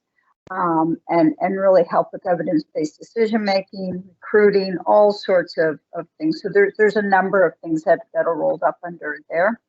We do have some, what I would call internal organizational systems, but then again, we'll help with reaching out to customers. So some things we have, for example, access and identity management. So this is a single sign-on. So anybody that's coming in to use a service would have this one. You know, in all honesty, we should have done that project before we did parking, before we did recreation, before we did all the other really, really good projects. So, you know, because then it would have been so much easier. The one thing that we are doing very, very deliberately with all of the projects that we have is making sure that we understand what the integration points are. So if we do have, for example, a project where we're collecting money, parking, rec, parking, permanent licensing, that is, we know what the impact that is on revenue and how that's going to work with the business transformation project. So there's a whole bunch of stuff in here to answer your question. There's a lot of stuff for fire. There's some stuff for police as well. You know, there's records management. So it really is quite a mixture. If you had some specific questions, or committee had some specific questions, we can certainly get you a briefing note on that. So I hope that gave you sort of a high-level general overview of what we're planning to do with $19.6 million this year. I'm just curious of how much we're paying back on licensing fees for all this Microsoft stuff. Yeah, thank you, Councillor, through you, Mr. Chair. So a lot of the licenses are actually on the operating side. So as we move to software as a service or the cloud, typically what you're seeing now is that becomes more of an operating cost as opposed to what the former traditional software projects would be, which would be more hardware and software. So I can get you a breakdown of that for the committee for sure. Yeah. Thank you. Yeah, one of the more interesting things, one of the more interesting changes over the past 10, 15 years is that people are now renting software and licensing it instead of buying it outright. And so with the licenses, we would see those more, as Jane said, on the operating side of things. Councillor Smith. Thanks, Chair, and because it's the topic of conversation, don't disappear too quick, Jane. Around this, looking at what number is this? Don't have a number, but the finance and HR business transformation. It's C10, which I had two questions. It has carryover of 14 million, and then 21, 22, 11 million. So is that 11 accounting for that 14, so we're only spending 11 out of that carryover for 14, or are we adding another 11 million on top of the 14 that we carried over? Thank you, Mr. Chair, through to the councillor. So the project plan is actually for the 14 and the 11. So we're looking at a $26 million spend when we go through. Right, so that's what I thought. So and maybe there is more information and I just don't remember. Obviously, like all of us, there's lots of things happening that's a significant amount of money. And I know that we've talked about different aspects of this, but it might be good for us, along with the other memos that we get as we go forward, just to get some more details on that, because that's a significant amount of money to our budget. And it's IT. Sometimes those things you can't see, but they're very important, as we know. So I would just like to get more info on that to be able to ask some more questions. So if that can happen, I'd be very grateful. Let me go back to my list. The other one I had was around the Macintosh depot replacement. So and maybe this is the way it usually goes, but I have had no discussions with staff around the replacement of this facility and what that means, other than a few years ago visiting it and seeing some of the equipment. So I'm just curious on what we like. Any update would be useful, but more importantly, thinking of us looking at more equipment that we need, different equipment that we need. Are we planning for the future of having different snow machines and electric vehicles potentially in the future if we start to get more of those as they come online and become cheaper. So I'm just wondering, what is the long-term plan for the replacement, or are we just building kind of a facility that's going to meet the same needs that we have today? And also, when it comes to the design and whatnot, how much are the staff involved? Because they're there every day and they understand their needs, and I'm just wondering if staff get an opportunity to speak on some of the things they'd like to see with the new facility. I see Jared Blackwood, so go ahead, Jared. Thank you, Mr. Chair. And I'm just going to speak a little bit about the project, and then I'll ask John McPherson, who's the project manager, to weigh in just with a few more details. But yeah, the Macintosh Depot obviously is replacement, long past its end of life, and I can certainly say the design is planning for the future. One of the things that we had to take a little bit of a pause on that was, as Mr. Anguish spoke to before, was about the road transfer and that expansion. So John and his team certainly engaged with Brad and his group and had to pivot on some design and expansion there. But I think, yeah, it certainly is planning for the future. I know with in terms of equipment needs, it'll have electrification, infrastructure. One of the things from a corporate fleet side is that the old Macintosh Depot will provide us with storage options for our equipment. So our sidewalk fleet, for example, and some other equipment. And the other piece is, it will provide us with a good truck wash over there. So I'm sure our employees in corporate fleet will appreciate that as well. So I'll just stop there and just turn it over to John with a little more detail on the project. Thanks. Thank you. Go ahead. John McPherson, Manager of Corporate Facility Design and Construction. Through you, Mr. Chair, to the councillor.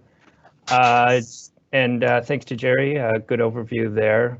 I'll just add that the project was tendered and closed and will be at council next month in March with the award report. Further to your question on the future state and staff involvement, we have taken into account future state in the design, both in terms of equipment and staffing counts, and the overall work environment. The building will house TPW as well as Parks and Rec and stores component, warehousing. So representatives from each group have been involved throughout the design from start to finish. So really quickly, and I'll come back. So when you say each group, do you mean staff or like their managers, or who was part of those discussions? Through you, Mr. Chair, to the councillor, specifically representatives from each group were involved as part of the project team. I can't speak too much at this point about how that worked within each business unit, but there certainly has been staff involvement. Okay, yeah. My only thing is making sure that if we're continuing to build and we got facilities that need that we have the frontline workers who are there every day as part of the design process. So if that's happened, I'm happy, and I'll come back after. Thank you so much. Okay. Thank you, Councillor Cuddle. Thank you, Mr. Chair. I just want to comment on the, about the bias in data collection. And, in data collection, you can always build in bias by the metrics you choose to look at and the metrics you do not choose to look at.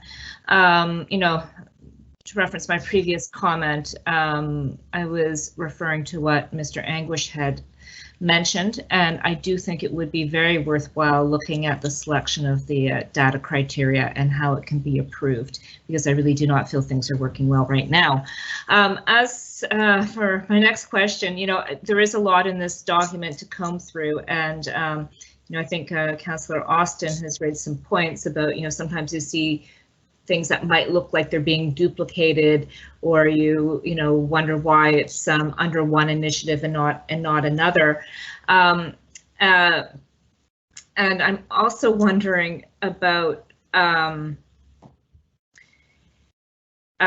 the process here, in that I realize that a lot in this capital budget has been based on things that have been brought forward in the past and that are being actualized. And is there any opportunity when we go through this to say, like, how much of a priority is that right now? Is that something that we can kind of set aside while we, focus on these other priorities? One of the things I was looking at, to both of those points, was on E30, which was the complete streets for Rainy and Brunswick Street, which I definitely support the complete streets, but in this budget of $3.7 million, it also includes streetscaping and utility undergrounding, right? Which I know utility undergrounding, for example, is very, very expensive. And I'm just wondering why the streetscaping and utility undergrounding are listed here with integrated mobility and not in streetscaping. And, are there, in some cases, portions of projects that we can say, yeah, let's greenlight and move these forward because they're really important, and other aspects that we can say, perhaps that just needs to go on the back burner because we have other priorities at the moment. Go ahead, CAO. Thank you, Mr. Chair. I'll ask Kelly to speak to the latter the second part of that question. The first part of the question, if I understand it correctly, is what's the process to achieve the capital budget? So we're in the process now. So the process, as I laid out earlier this morning in my presentation, gets us to today, and a budget book and a recommendation to council. So this is the opportunity to get feedback. If there's something you'd like to remove from the list or add to the list, it's incumbent on you to raise that with your colleagues and put a motion on the floor. Or if you'd like to change something, you do that through motions of this committee. Okay. The intent, of course, is that either today or Friday, we will end up with a motion that committee, budget committee, will recommend to council, and at the next regional council meeting, there'll be a motion to approve the capital budget as recommended by the budget committee. So that's the process. So we're trying to land the capital budget, as I mentioned earlier this morning, at the next budget meeting, or next council meetings, to allow some of these projects to be actually start to be tendered and hit the construction season in a timely way, so that we actually get the work done this year. So that's sort of the process we're in, and I don't know, Shane, you want to add more to that, but that's where we are. Kelly can answer the second part of the question, I believe, after Jane speaks. Thank you, Jacques. I think you covered it very well. What we would do is we would put any new items on the ballot list. One thing that, I think I'm answering Councillor Kent's question a little bit in advance before it's answered, is what we're doing today with the amendment is approving the capital budget in front of the operating budget in order to be able to advance projects. So there is what we would do when the vote is called on the capital budget is any items that are still on the ballot list, we would approve outside of, with those still as being pending, as opposed to waiting until May. So that was the whole purpose of the adjustment to the administrative order, both on the procurement and the transaction policy. All right, thank you. And, thank you, Jacques. Your presentation today, I wish after all this conversation and the look at the budget book, I'm going to go back and I think I can look at your presentation from this morning again, because I think the pieces are starting to fall into place there. So thank you, Jane, and thank you, Jacques. Good stuff. Thank you. Councillor Austin. Thank you, Mr. Chair. So I just wanted to go, my last question on this, on A1 in the capital plan at the very front, we have figure 2 proposed strategic investments, and it's 11 million bucks. So I'm assuming, question for staff, that this would be the 10 million that we're proposing to borrow for this year, that we would actually be spending that 10 million on those items that are identified?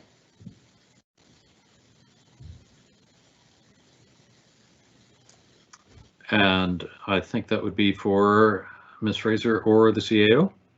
And there are both of them. Okay. Oh, okay. Yes. So there's a number of different sources that we have. So we do have 500,000 in the strategic capital reserve. The active transportation funding that I think is already committed from other cost sharing that we have. I do have a complete listing of all the cost sharing for projects, whether it's the other cost sharing that the mayor had asked about previously, federal programs, reserves, and things like that, that I can circulate around to show where it is. But we would have had, if you recall back on the strategic initiative funding plan, some of these projects were already in the base budget. The $2 million, for example, for Halifax energy efficiency, that was a base amount that we would have been budgeting for as well. So there is a little bit of a blend in there. And if you look at, I think there was a chart in the presentation that showed the breakdown of that. So the intent is not to issue debt for every single strategic initiative. It's just for those larger ones that we cannot accommodate within the base budget. And we also do have money built up in the other strategic initiative reserves. So we have a number of things. within there in order to be able to fund these big projects. So are we going to be then withdrawing 10 million for that fund, where it sounds like we don't have 10 million worth to spend if some of these have other sources? So we have about $2.8 million worth of cost sharing for those projects already identified through the federal government. So what the funding would be used for, and then there's the plan is to issue debt for around, I think, 8 million or whatever the balance is for that. Okay, so basically what I'm asking, trying to get to is, we're not taking out $10 million in that fund that is then parts of it are just going to sit there in that fund. We're taking out debt as we are actually going to be spending it on things that are identified as in that basket. Correct. Okay, so I'll just plant the little bug in my colleagues here, because we do still have the surplus money to allocate. My personal inkling, we'll see where we go when we get to budget adjustment time, is it would be looking at the totals down there of the cost of our strategic stuff. When we have the discussion about surplus funds from this year and how to allocate them, my inkling is we should be directing that towards our strategic capital, because there's a big pile here. And anytime if we put surplus money in there, then that reduces the amount of debt that we have to take out, which saves us in the long run. So that would be my just pitch. I just wanted to clarify what the plan was on that. Thank you. Okay. Thank you. Councillor Smith. I'm back. I got 4 more questions and then I'm done. And I'll ask them really quickly and try to get some answers. So HRP digital communication and intercept systems upgrades. Just curious on what this is. I'm not sure if anyone from HRP is here today. Just want some more information on what that means. I also see there's HRP intranet refresh, which the estimated project cost is $780. So I'm wondering 2 things. One is, what type of engagement do we get with intranet in general? HRM has theirs, and I'm assuming there's other intranets for other arms. But I'm just wondering, is that a good investment? Because I know for me personally, I haven't used intranet that much, and even before working in the library system, I didn't use the library intranet that much either. So I'm just wondering if that's a good investment to spend that much money on intranet refresh. But again, I don't know how much it's being used, so I'm wondering if we do have some kind of utilization numbers on that. And another one is related to the IMP land acquisition, which is great. So, are we on track to get all the land that we need? Or I know there's a couple places that are a little bit more difficult than others, so I'm just wondering if we can get an update on if we may have to look at either increasing that budget, or if we're fine depending on what some of the current landowners want for their land, and depending how difficult they want to be. And yeah, I'll stop there, and if I have a moment, I'll ask one more. Thank you. So it's over to staff, and I see Jane Fraser. Go ahead. Thank you, Mr. Chair. Through you to the councillor. The question that you had, the project for Halifax Regional Police, the intranet refresh. I have that for $350,000 for year 22-23. Is that the one that you were speaking to? Yeah. So when I said the 700, it was for the total estimated. But yes, you're right. 350 for the 22-23. Yeah. Yeah. So that's so we do have. It's really for. It's similar to some of the content management that we're doing in HRM as well. So the thing with HRP is the separation between secure areas and our areas. So this is very similar to some of the work that they would be doing. If we can get the security straightened out between the 2 organizations, than it's around, very similar to the enterprise content management work that we are doing here. HRP, as you can appreciate, would be sharing information on their own intranet site that wouldn't be for broader consumption of, within HRM proper. So it would be set up very similar to the library site with them having their own domain name. Right. Really quickly on that too, I personally, understanding that we did get the report from the Auditor General, I would rather us not spend money on the intranet and focus on the security and then go to the intranet. So I don't know if that is something we should be talking about today for this budget, because I'm assuming this was prepared before that report came online. But I would rather us spend $350 making sure that we deal with those security issues and then look at dealing with something like the intranet, which is important, but not as important as the security issues that have been brought up in the Auditor General's report. So that is, if I could make a change, that is something that I would like to see us do, but I don't know how we would even approach that, understanding that this has already been baked into our capital project. So on the importance of it and the need, I would defer to Chief Kinsella on that, because it really is, it's a business decision as to the justification of the need of it. It is a 22-23 year project, so there may be opportunities to look at the harmonization with some of the work we're doing here, but I see the Chief is online now. Thank you, Jane, appreciate it, and through you, Chair, to the councillor. So the intranet refresh, although not for this year's budget, still being held for future budget, is really about creating a robust and stable platform to ensure that we can share information internally. So that would be policies, operational things that we need to deal with, and included in it is access for all members, both from their vehicles and inside the buildings. So that's, that piece of it. There are some, public safety sensitive areas, I think, that, we could discuss at an in-camera session and might give you some further information, whether it be for this one or some of the other capital assets that we have here.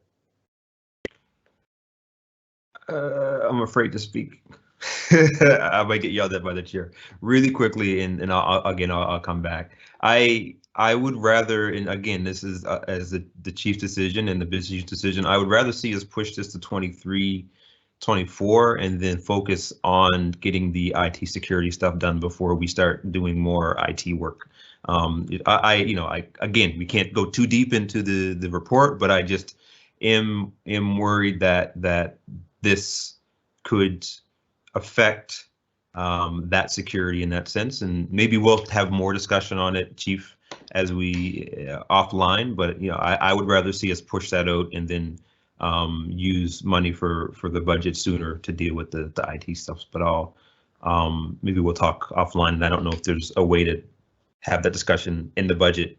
I don't know if we're going to get to it today, so maybe we won't be able to approve it, and then maybe Friday I can come back and have a discussion. We have two speakers left. Councillor Smith, if you would like to come back, you would be the third speaker, and then we would have a very short discussion and then the question. So there is a potential that we won't be back for Friday. Okay. But I'll come back. Okay, thank you. I see John Draves. Thank you, Mr. Chair. So just to Councillor Smith's issue, where this is a budget item that is conceptually set for 22-23, am I right there? Yes. It's not something that needs to be addressed in this budget, in this capital budget in any event. So I would suggest there would be time for that conversation at the Board of Police Commissioners in terms of preparing for next year's budget as to whether it should stay nominally in next year's budget or be pushed out as you're suggesting. And so I think there is time going forward. It probably doesn't need to be dealt with now. Okay. Thank you very much. Councillor Lovelace. Thank you, Mr. Chair. So I'm gonna, I really need to put something on the table here for us to talk about in regards to past projects and past promises to community. Because as a new councillor, of course, I don't have the history that the previous councillor had in regards to, you know, how many motions he put forward on specific items, but I have done some homework. And, you know, in looking at a long-standing issue for a second exit in Highland Park, where this north side of the subdivision only has one access route to the highway, to Hammers Plains Road, Highway 213. You know, last year, sorry, 2 years ago, 2019, council moved a motion, approved a motion to direct the CAO to pursue the construction of a second exit for Highland Park. It wasn't budgeted in 2019. It wasn't budgeted in 2020. It's not budgeted in 2021. While I recognize that the approval was subject to the engineer, it was subject to acquisition of any required lands from the province. It's not in here for 2023-24. So I'm wondering, Brad or Dave, specifically if we can highlight what exactly is the issue for this community to finally, after 20 years, get their second exit. And if it is dependent on a developer, that I'm confused about, because the developer wants to develop, but is being held back because of this extension not being built. And so I think it would, you know, if council would permit me, you know, I would like to put that $1 million in the parking lot and see whether or not this is something that we can finally actually actualize and just stop talking about. So Brad, what do you have anything to say to this? Can you give me any feedback? Well, I'm gonna call a friend or two, actually. Simply put, I agree. We do have direction to pursue construction. There obviously is work that has to be done in order to get to construction. I understand that has been that is in the process. So I'm going to kick it over to Peter Duncan to talk a little bit about process and prioritization. Because that all has to be done prior to us funding. So sometimes what these books, they're great books, but what you don't always see is the fluidity of the budget, especially if you're new to council. We're always evaluating in the background and looking at projects that council's given us direction to look at. So please don't interpret as we're not doing anything. But that said, I'm going to now, with that introduction, I'm going to kick it over to perhaps Peter Duncan to start, unless Dave Hubley wants to, and that'd be Peter Duncan in strategic planning, strategic transportation planning, and or Dave. I think they've prepared to answer.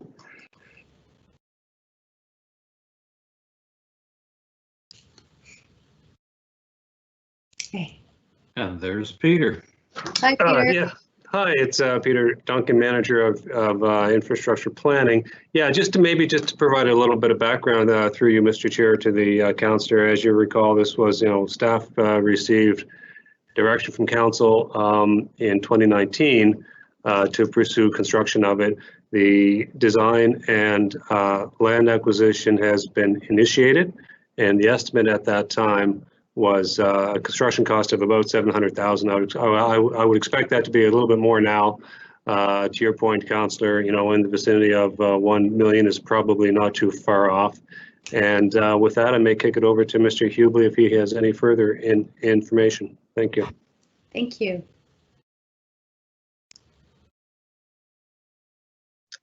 Thank you, Peter. I guess just to add, Mr. Chair, through to the councillor, we, so I mentioned to you earlier, we go through the evaluation process with all of our projects. We have a lot to go through, obviously, and use the evaluation criteria that the CEO had mentioned earlier this morning about risk and strategic alignment and capacity and so on. So when we looked at this particular project last year, it did rate lower than a number of the other programs.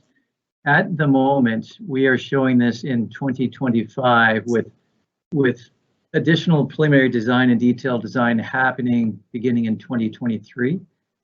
And we can certainly maybe speak offline and go through a bit more details with you if you have any questions. I know there's been a bit of confusion on this and some misunderstandings, but happy to talk to you about that.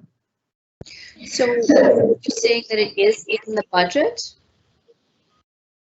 It's at the moment it's in our I guess it would be an unofficial 5-year transportation program that we have. And of course that it is obviously very tentative. It could move one way or the other, but at the moment that's where it's sitting with, again, with more detailed engineering design happening in 23. So I guess that's the issue, is that it is tentative. It just keeps getting kicked down the road. And so you know, I have an opportunity right now to make this a priority for my district, and it, you know, and fulfill a long-standing promise from the previous councillor, and ensure that these residents not only can safely evacuate their community, their subdivision, but also will alleviate some of the issues that we're seeing on that roadway, which is excessive vehicle collisions. So I'm just wondering if I could, Mr. Chair, put a motion on the table to stick in the parking lot funding to, you know, realize this council direction from 2019 for 2022-23. So you're looking to put a motion, an item in the parking lot for the 2021-22 budget? Well, that's right, but obviously it's not going to happen this coming year. It probably won't happen until the following year, since, as Mr. Duncan and Mr. Hughley just said, it's not part of their plan. But in order to get the design work done, you know, rather than waiting until 24-25 to build this, just wondering whether or not we could at least, you know, put some funding towards the design of this sooner than later. Absolutely. So you're looking to put $1 million in the parking lot for the design as you have talked about it, and yes. I'll let the clerk put together a motion on that. Do we have a seconder for Councillor Lovelace's motion? It is seconded. I didn't hear who seconded it. I'll second it. Councillor Purdy. Councillor Purdy. Okay, thank you. Thank you. Councillor Cleary, go ahead. Just super quick, Mr. Chair. This is out of the process that we would normally be dealing with in a capital budget for the upcoming year. It's not an item for the upcoming year, so I'm not sure if it's actually in order in that sense. And also, council's given direction, it's on its way through. The councillor may not be happy with the timeline, but it is actually working through. Thank you. Thank you. Councillor Austin. Thank you, Mr. Chair. And this is a whole lot harder than it was back in 2019 with a new occupant in the seat over there in Hammonds Plains Highland Park.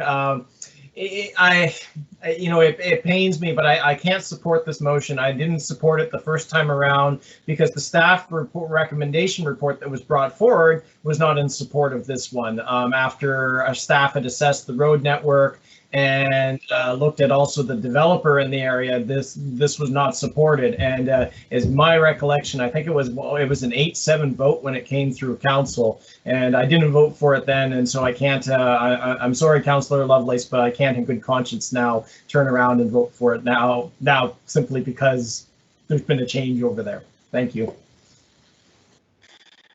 Thank you.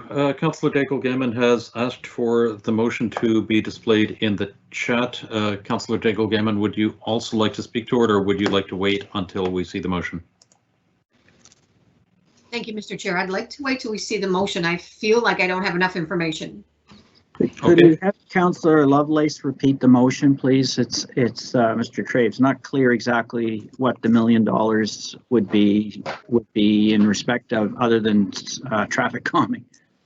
No, it's not traffic calming. It's to follow through on the 2019 motion that council passed to direct the CAO to pursue construction of the extension of Rockcliffe Crescent and connection to Sylvania Terrace through the Hammonds Plains Road as a municipally funded initiative. So certainly this motion was approved by council. It is not currently budgeted. It's been a long-standing issue with the community. So my motion is to place $1 million, up to $1 million in the parking lot for consideration for the realization of this construction project. So it's $1 million in the parking lot, if I can summarize, to fund the Rockcliffe Road extension. That's correct. Thank you. Well, it's actually Sylvania Terrace extension. Okay, Sylvania Terrace extension. Sylvania Terrace extension. And I think that's where a lot of confusion is, because we're talking about Rockcliffe, but that's on the south side of Hammonds Plains Road. And they have 2 exits. The north side of Hammonds Plains Road has 1, and they need a second exit. So if the motion passes, there would be a supplementary report, which would obviously reference the earlier 2019 for those that are asking exactly what it is about. Thank you. Okay, and to answer another question in the chat, it would be for this year's budget. Well, yes, but it's not a project that can be done in 1 year, right? That's what Dave was saying. Like, it's going to take time to get it done because it's going through various different iterations, design to build, right? Stormwater management and so on and so forth. A point of order, Mr. Chair. Yes, sir. If it's not for this year's budget, I challenge the fact that it's in order. How can we be adding it to this year's budget if it's not going in this year's budget? I asked the councillor of the area. She had a conversation with staff prior to today. I just thought it was bizarre to be adding this to the list. We're all hearing about it for the first time. It's $1 million. Traffic calming that was added to the list. We all understand what that is. This one we don't know. And I ask maybe Mr. Traves, if we're not adding this to this year's budget, then is this in order? The capital budget is the committees to recommend to council, and ultimately council's decision. And so it would be up to the budget committee, depending on the supplemental report that comes back. Obviously, building on the earlier one, I wouldn't say it's out of order to consider it for future inclusion in this year's capital budget if councilors so wish. Okay. Thank you. I see the CAO. Go ahead. Thanks very much, Mr. Chair. This is not unlike some projects that are in capital. If this was adopted by council and bring a supplemental report, and let's say the $1 million is popped into the budget, the money won't be spent this year. There's no doubt about that. So there would be a carryover into another year when the project would actually be undertaken, right? So that's what would happen here, is that this would simply be a carryover. To Dave's point earlier, that we will not construct that this year, even if $1 million was there, it'll be a carryover. But it's so, to John's point, it's not out of order. It's simply a fact that if council wanted to do this, then money would be put into the budget and not spent, and like anything else, we just carry it forward. Okay. Sorry, if I may just add to that, for the sake of clarity, Mr. Chair, for the councillors, putting an item in the budget for carry forward still requires you to fund it, which essentially hits either the tax rate or other source. So the question becomes one for the committee is, do you wish to actually raise monies for something that will not get spent this year, or hold this for the future year's budget when it can be delivered? Right. Thank you for that clarity. Mr. Hubley. Yeah, just to add and clarify, it is going to take us 1 to 2 years to get it ready for construction. So, and the actual design work may or may not happen in-house. But to the CEO's point, it's going to be at best 2 to 3 years out before we'd actually be spending that type of money. Okay. Thank you. Councillor Mason. So I blame myself. I blame myself because just a little bit earlier, I was saying to myself, this is going way better than I thought it would with 7 people who are new to this process. And I should have knocked on some wood. So I blame myself. It's me. Everybody should blame me. And so what I'm trying to get to here is, there's no nice way to put this, Pam. We've known one another for 20 years. So I'm just going to say it is, we all have things that were promised to our community 5 and 10 and 15 and 20 years ago and last year that aren't in this year's budget. So that in and of itself isn't a compelling reason to me to support you, and I can't support you because Councillor Smith and I, for example, like a joke Jennifer Watson and I used to make was that the Fort Needham or the Citadel Rec Center was going to get completed. It still hasn't been completed in the 13 years since the school was built. It's going to get completed after Dixon gets built. And Dixon's going to get built the year after Needham gets built. And Needham was going to get built after St. Andrews gets built. And St. Andrews is now 10 years behind and just opened. And so, like, I have a lot of things that I could try and insert at this point with the same level of urgency, in my opinion. And I, my second point is this would impact this year's tax rate, where I don't think we need to do that. When staff are saying it's, we're not even going to be able to get to design for a year to 18 months to 2 years. So, I think the way to advance things like this is to meet with staff, talk about how it's a priority for you, bring it to Transportation Standing Committee, bring it to the floor of council for an update. But setting aside money right now means that that's either, I can see Councillor Kent on my screen right now. Councillor Kent does not want to raise taxes at all. This is another $1 million we'd have to find money for, right? So I just, we got people who don't want to raise taxes, and we've got projects that are already funded. I don't think this is the right way to go about it, so I can't support it. Thank you, Mr. Chair. Thank you. Councillor Kent. Thank you, Mr. Chair. Thank you, Councillor Mason, for acknowledging I don't want to raise the taxes. I'm very proud to say that and working diligently to have that happen. I do also want to commend Councillor Lovelace for being so passionate and diligent on behalf of your constituents and being forward enough to attempt to move this forward. I agree with Councillor Mason that this really opens a Pandora's box. I think we all have scenarios like this that we could bring forward in anticipation of something significant happening within our district. I can think of Shearwater Connector Road as one in District 3. Again, I applaud that, your tenacity to bring that forward and your forward thinking. I just can't support it at this point. I think that we all will have our chance next year to revisit these kinds of issues where we have a chance to champion more specifically with staff. I think it's true that we've not had a lot of detail come forward. Our parking lot is growing, and that's concerning me. I have been supporting all of the options to put them in the parking lots for this year's budget, and I'll do that because I'm anxious to continue to hear what people have to say, what staff can bring forward, and see if it works. And then I will make a decision on it, as we all will. This one, to me, is just putting the cart before the horse, and I'm sorry I can't support it at this stage. And I'm just, there's for me that it's not a good use of our time right now and energy for the greater picture. Although I'm happy to support things that come forward with, and I look forward to things coming forward from you and from staff on this project if it's important to your constituency. Okay, thank you. Councillor Outfit.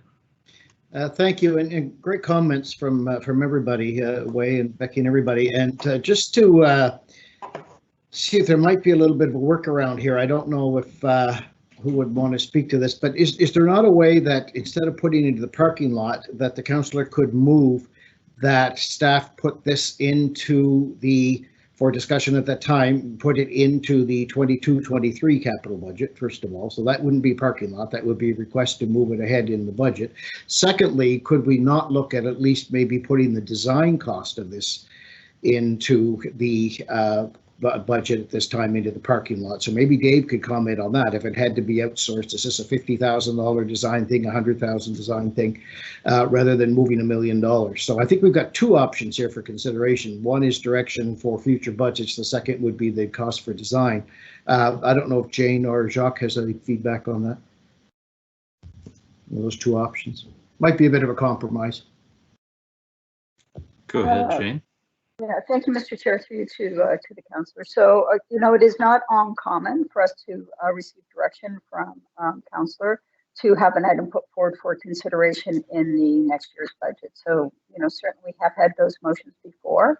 And what happens is they go into the mix and get prioritized as far as everything else goes. We also do allocate some funding for specific components. So sometimes it's for land purchases, sometimes it is for design. So that, you know, from a budget point of view, there could be money put in the design. I would defer though to Dave to see whether or not they're ready for that, how that would work and everything else, and what he would think that an appropriate design amount would be. So there's the ability to do it from a process, and then there's the practicality of it from the business point of view. Yeah, that's exactly what I wanted to know, Jane. Thank you. Dave, do you have anything to add? Mr. Chair, I'm a bit reluctant to answer that on the spot without checking with our design team. On the spot. Yeah, thank you for that. We've obviously we have a lot on our plate for this coming season, and there's some land issues as well. I think the land is owned by the province, but we'd have to go through that just to double check and understand that process. So I don't know if I have time to check with our group and then circle back, or if you need an actual answer tonight or today rather. Dave, I think in theory though, if the councillor wanted to move $50,000, let's say, towards design and ask Jane to make sure that this is considered in her deliberations for 22-23, I think either of those motions might have a chance of passing. A and B would be in order. This could also be in a supplemental report where you come back and would have potentially identified if the land is owned by us or not, and make any changes to the amount.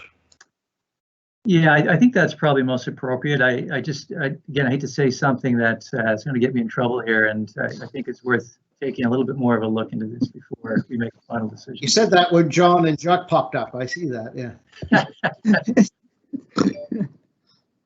Well, Mr. Go Chair, ahead, John. Well, What I would say is that you know, it's premature for Dave to wade in on this now because he needs to get a lot more information. So, you know, if the motion passes, then obviously a supplemental report will come back and all the information will be in there, and then you can decide whether or not you want to include it in some fashion. We'll let you know whether we can, what if anything we can do this in 21-22, which is likely nothing based on what I know now.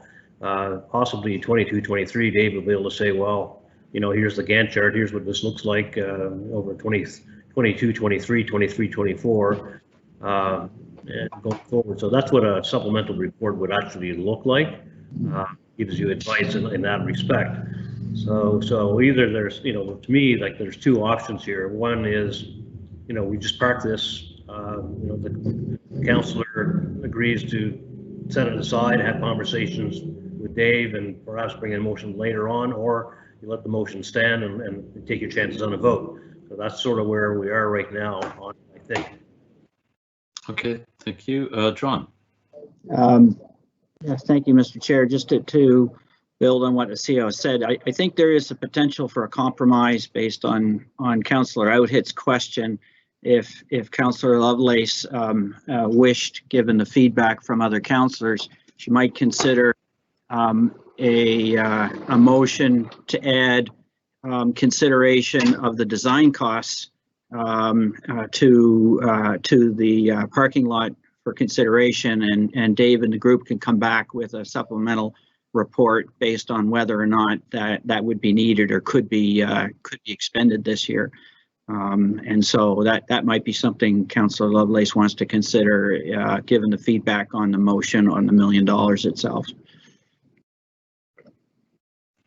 Thank you. Councillor Hensby.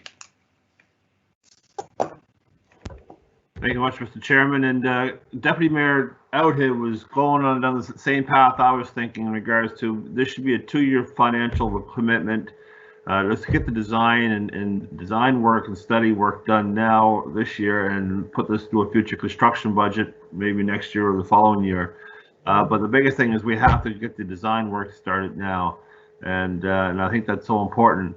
I know that we have already approved motion of council of 2019 to go forward with this, you know, and I would like to see at least let's move forward in some aspect on that. Let's just put enough money in the budget for, let's get the design aspect started and dealt with. Now, property ownership is another matter, you know, in regards to it. If it's not owned by us, then that has to be an acquisition down the road. But you know, the question I would have to ask, do we have to buy it first, then design it, or design it first, then buy what we need? You know, I have a similar situation in Porter's Lake, but we own the right of way. And I'm waiting for the, you know, my understanding staff are designing that street connection. I have, you know, the O'Connell Drive, Sandy Lane connection. I got 2 long subdivision streets, one way in, one way out for both of them. This little short connection of a couple hundred meters will give a secondary access for both subdivisions. And this is a similar situation over here on this, and I'm full support of having something move forward on this. You know, it was a close vote last time. There should not be a close vote this time. We need to have some kind of public safety in regards to this for the egress for these subdivisions. It's paramount. We need to put this into design work. Thank you very much for that, Jacques Dubé. Thank you, Mr. Chair. So, you know, if it helps, what we could do, it might be the better way forward, actually, is to Dave to prepare a briefing note and a memo on this thing as to where we are and what he thinks that the, you know, what he thinks that the plan would look like going forward. So I would suggest, with all respect, you know, withdraw the motion. We'll prepare a briefing note for the councillor outlining exactly what we think can happen over the next year, 2 years, and then 3 years, right? So what's that plan look like? And then if there are other further motions that are required after that, then that could be brought forward then, because, you know, you're absolutely right. There is a motion. We already have a motion to move on this. And the question is now, you know, what does that plan look like? And I think Councillor Lovelace is asking a great question. You know, what does this look like? When can I expect to see the results, right? So it's, you know, and I get that. So, but I think there's quite a few moving parts, including land acquisitions and all that need to get laid out concisely. So that'd be my advice at this point. Okay, thank you. So Councillor Lovelace, go ahead. So thank you so much, colleagues, for this wonderful conversation. I obviously could not take advantage of this beautiful budget committee to put forward a very long-standing request, and you know, also this is a good case study for us new councillors as far as how do we dig in there and add a new item to the budget list. And certainly, since council has already supported this, just not budgeted. And quite frankly, we've seen a lot of that, haven't we? You know, lots of great plans, but no budgets associated with it. Yes, we do have a small portion, a small plot of provincial land that may or may not be in the way. We do have a right of way here. We have hundreds of homes that need to exit this subdivision, and one exit is not enough. So I will withdraw the motion if I have the permission of the seconder to do so, and appreciate the advice from the CAO and solicitor. Thank you so much for that. And certainly we do need to put a plan in place and get this done sooner than later. Thank you. Thank you. Do we have permission from the seconder to withdraw the motion? Absolutely, and I appreciate all these comments. Good learning experience. Thank you, everyone. Okay, thank you very much. So we are back on the main motion, and the next speaker is Councillor Hensby. Thank you very much, Mr. Chairman. Probably a question for Kelly Dente. I've seen the budget book. We have 12 major strategic multimodal corridor studies. There's 12 of them in particular. Pages where's it start here? Starts at page E12 all the way through to E23. And my question is in regards to particular E22, Main Street number 7 highway. It's imperative that we can try to get this moved ahead by a year. Right now it's budgeted for next year and the year after, but I think it's important for have that at least be bumped up to this current year somehow, and maybe defer one of the other ones, because in the African Nova Scotia Road to Prosperity Action Plan talks about the Akuma Holdings property on Main Street, and this functional plan will help significantly with that project in regards to help moving that forward for the egress for their properties. As well as we already talked about the Ross Road realignment, this will have an impact on that report, that as well. So I'd like to know if there's a way that we could possibly move that particular budget item, E22, advance by a year, and perhaps defer another one, because I think this is important for us to move forward. It's going to be coming up in the regional plan discussions in regards to possible amendments. We're going to be looking at extending the water service district, and we should be also extending the sewer service boundary. So that sewer service boundary extension coming down Main Street will be a part of this study. So I would like to see if we can have that advanced by a year instead of holding it back, because all it's going to do is defer and hold back Akuma from realizing their potential, their properties. They're going to have to put so much of the property in for septic field disposal instead of it should be on a central sewer line. So I'd like to have some comment as how can we possibly move this ahead for advancement, and also support our Road to Prosperity initiative.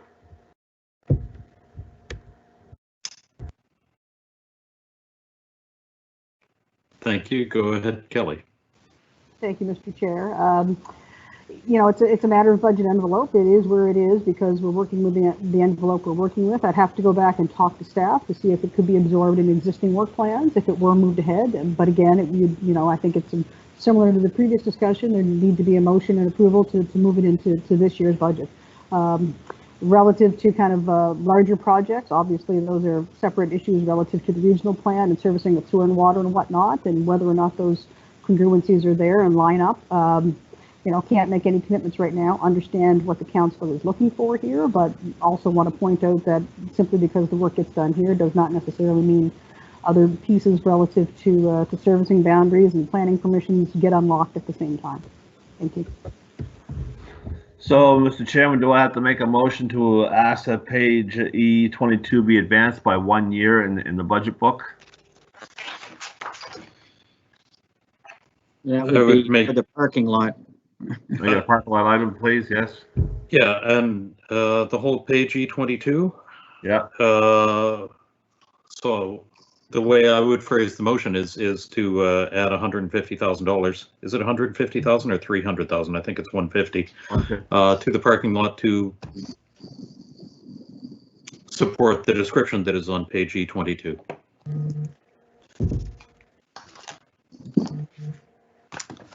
So moved.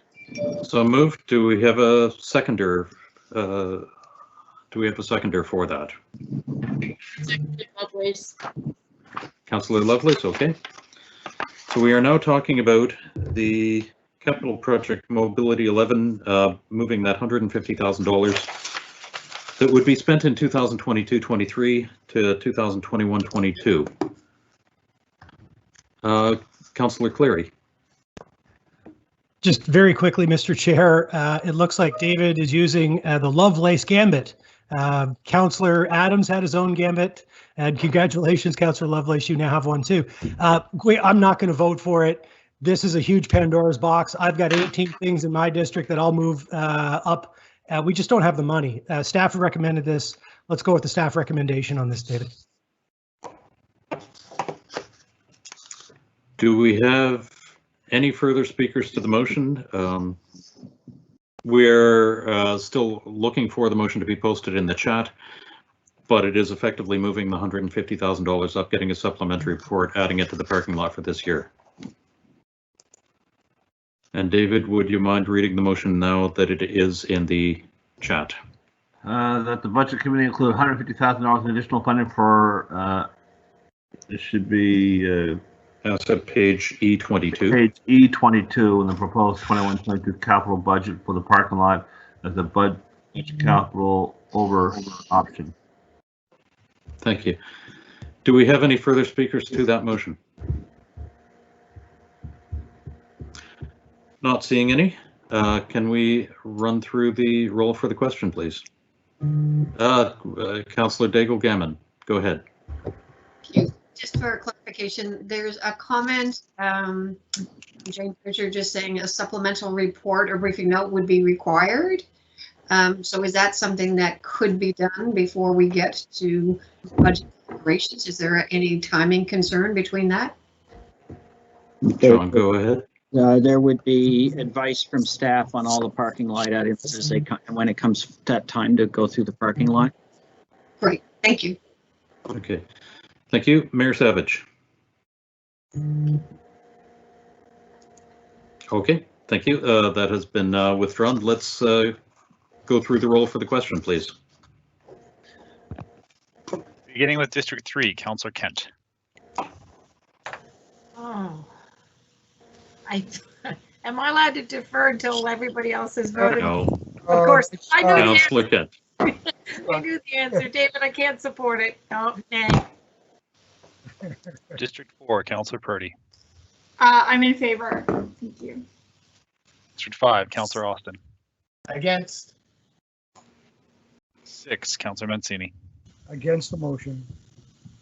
7, Councillor Mason. Against. 8, Councillor Smith. Against. 9, Councillor Clary. Nay. 10, Councillor Morse. Against the motion. 11, Councillor Cuttle. Sorry, David, no. District 12, Councillor Stoddard.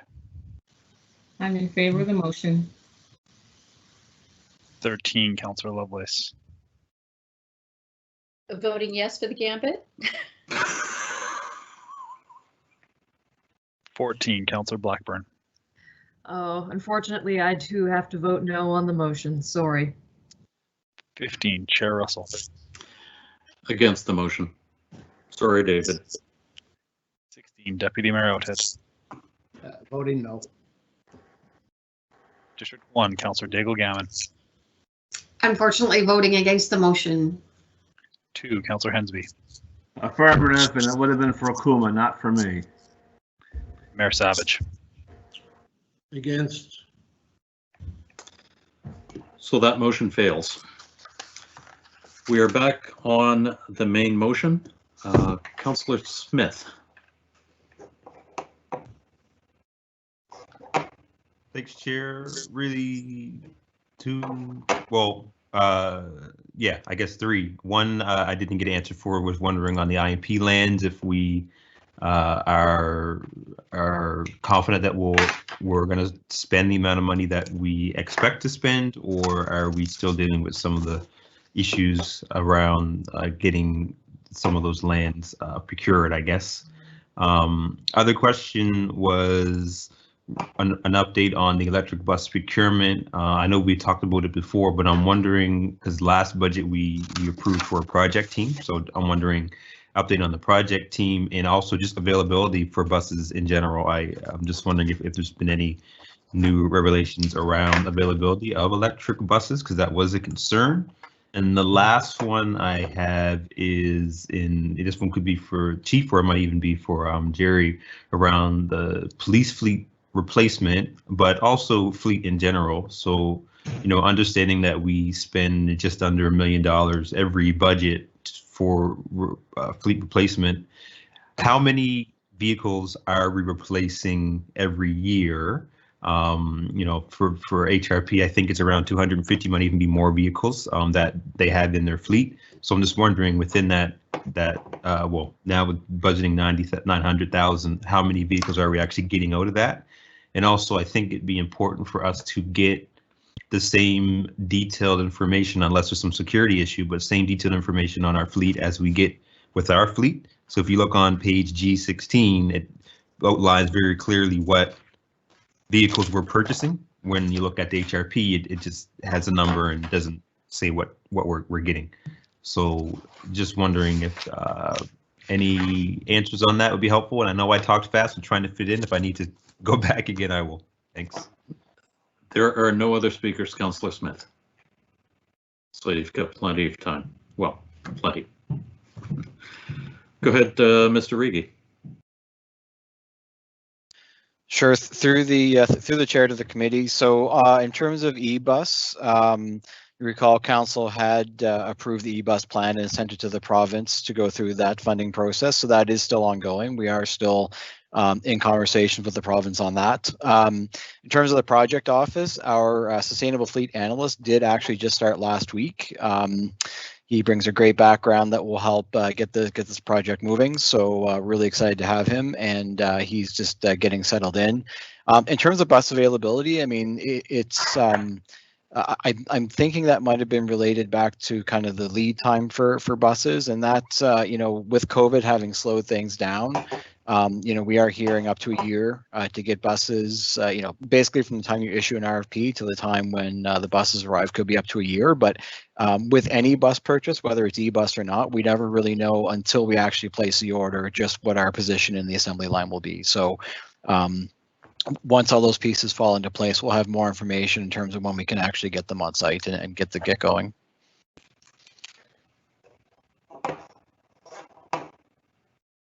Okay. Councillor Smith, you had other questions as well? Yeah, yep, two. There was one related to the lands for IMP, and then another one around fleet.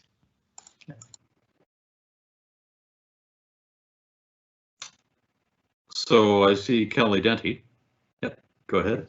Thank you, Mr. Chair. I was going to address the IMP question. So we do have money for IMP land acquisition, and so we've got some carryover as well as some money this year.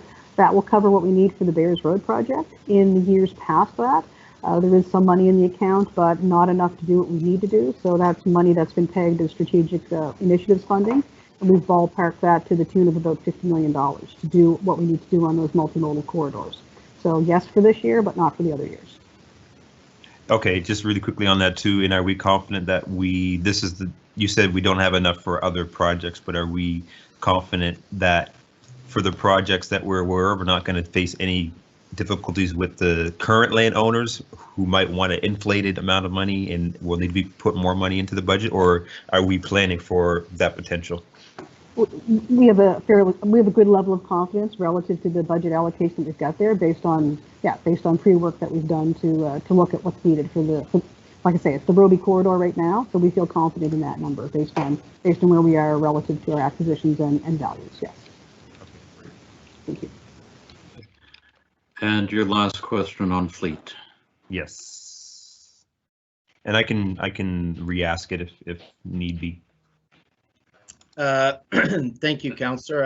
I took a few notes there, so if I miss anything, you can certainly reiterate your question. So, I mean, overall, our corporate fleet department, we look after all non-transit fleet vehicles. So municipal fleet, which primarily supports TPW, Parks and Rec, and some light fleet for planning and development. So that's a mix of heavy fleet and light fleet. And then the emergency fleet, which is composed of fire, which is primarily a heavy fleet complement, and then our police fleet, which, like you said, is about 250 vehicles. So quite a mix in the police fleet. You have patrol cars, which are marked branded vehicles, as well as unmarked, as well as other equipment such as motorcycles, command units. We have some trailers, and I think we got a boat in there as well. So, I mean, overall, if you look at the trending on the police budget, there have been some years where capital expenditures on fleet replacement has been high, and some years it's been a bit lower. So, just looking at the last 5 years, back in 2016, we did a bit of a major recap. We spent 1.8 million, and that was primarily around two things. One, we were looking at our fleet in terms of the recap was about every 3 years, regardless of condition of the vehicle. And at that time, we were finding that we had a lot of reliability in the Ford Taurus as a patrol car. And in 2016, Ford, that was provided notice that was the last year they were going to have a police package in that type of vehicle. So we did a major recap there, one on the reliability of the Ford Taurus, and that we could get about a 5-year lifespan out of those vehicles. Over the last 3 years, the spend has been roughly, I think, not looking at my book here now, but around approximately $800,000, and that's what we have in the plan this year. Apologize for lack of detail on this year's plan, and we will update that for the final book. But overall, we're looking at 11 patrol cars / SUVs, and we'll be going out for hybrids options on those. And then we're looking at three vans for the ident unit. So there'll be about the patrol cars, SUVs are about 500,000, and the vans are about 135,000. And we also have we're looking at some other passenger minivans for our police fleet. And also in there, we have a little bit of capacity to replace the boat that I mentioned earlier. So I hope that answers your questions. If I left out any gaps, feel free to redirect me. Thank you. No, thank you. That's it. If we can, as you said, just update it, so to making sure that we're following the same formula as we do for our fleet, so we're outlining what we're purchasing. I think that's would be good. So that's it for me. Thank you. Yeah, and if I could add, yeah, the police fleet in terms of overall use of vehicles, obviously they get quite a bit of use, and right. Certainly, sometimes collisions and damage to the patrol fleet can certainly create some replacement issues unexpectedly as well. Thank you. Okay, thank you very much. We have no further speakers, so I'm just going to take a few minutes. I appreciate all of the work that has gone into the capital budget, and I think I think that we are in a great place right now. I'm not going to ask anything about the capital budget. I'm going to ask something about the motion itself.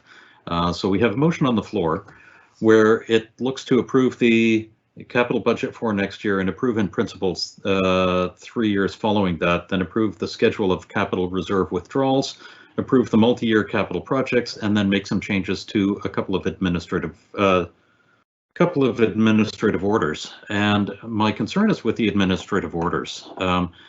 The changes that are going to be made basically say, instead of, and I'm just going to scroll down to the section of the document that it's in, instead of awarding a contract if the funds and program have been approved and budgeted, it will be if the funds are budgeted and funded, or if the funds, if they are budgeted but not yet funded, provided the expenditure is capital expenditure and the chief financial officer is satisfied that the funding will become available.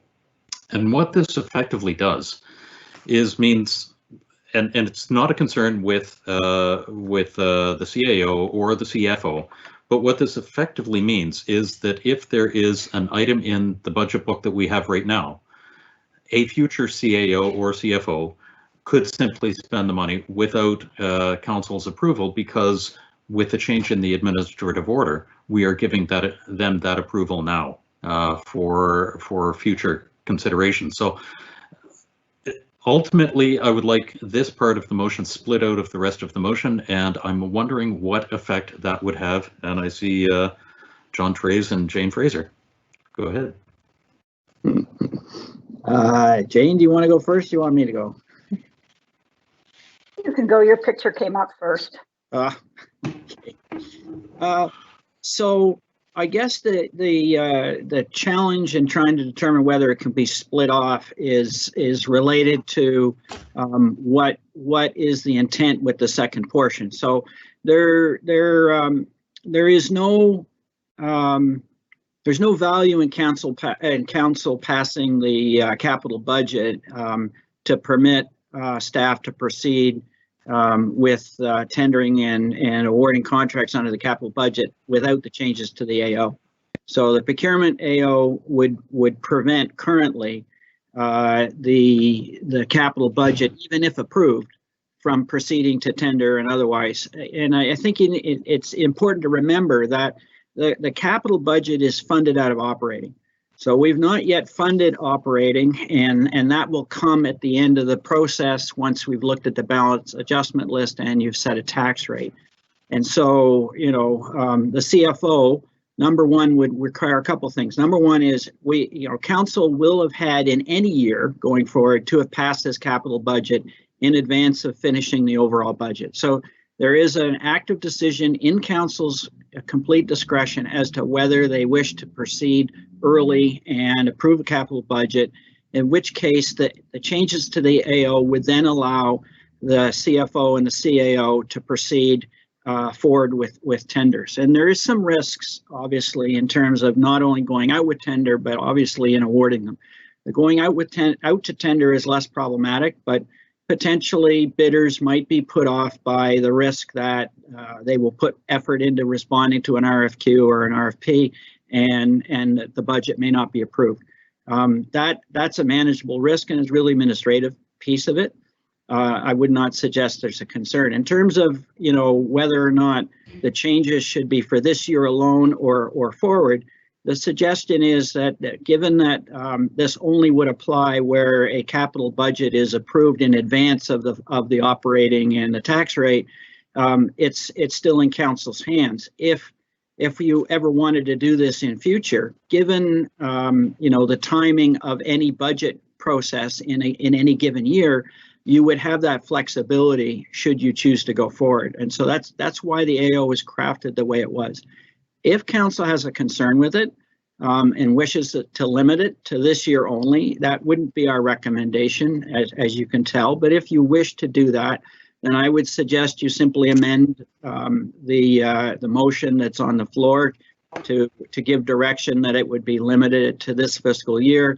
And we would make that amendment as it makes its way to regional council at the next meeting, rather than defeating it, having us go back, draft it, and hold up on the capital budget and all of that sort of thing. So that's sort of the options. Obviously, if there is discomfort with it, we can produce a secondary report, or you can hear from the CAO and the CFO in a minute on it.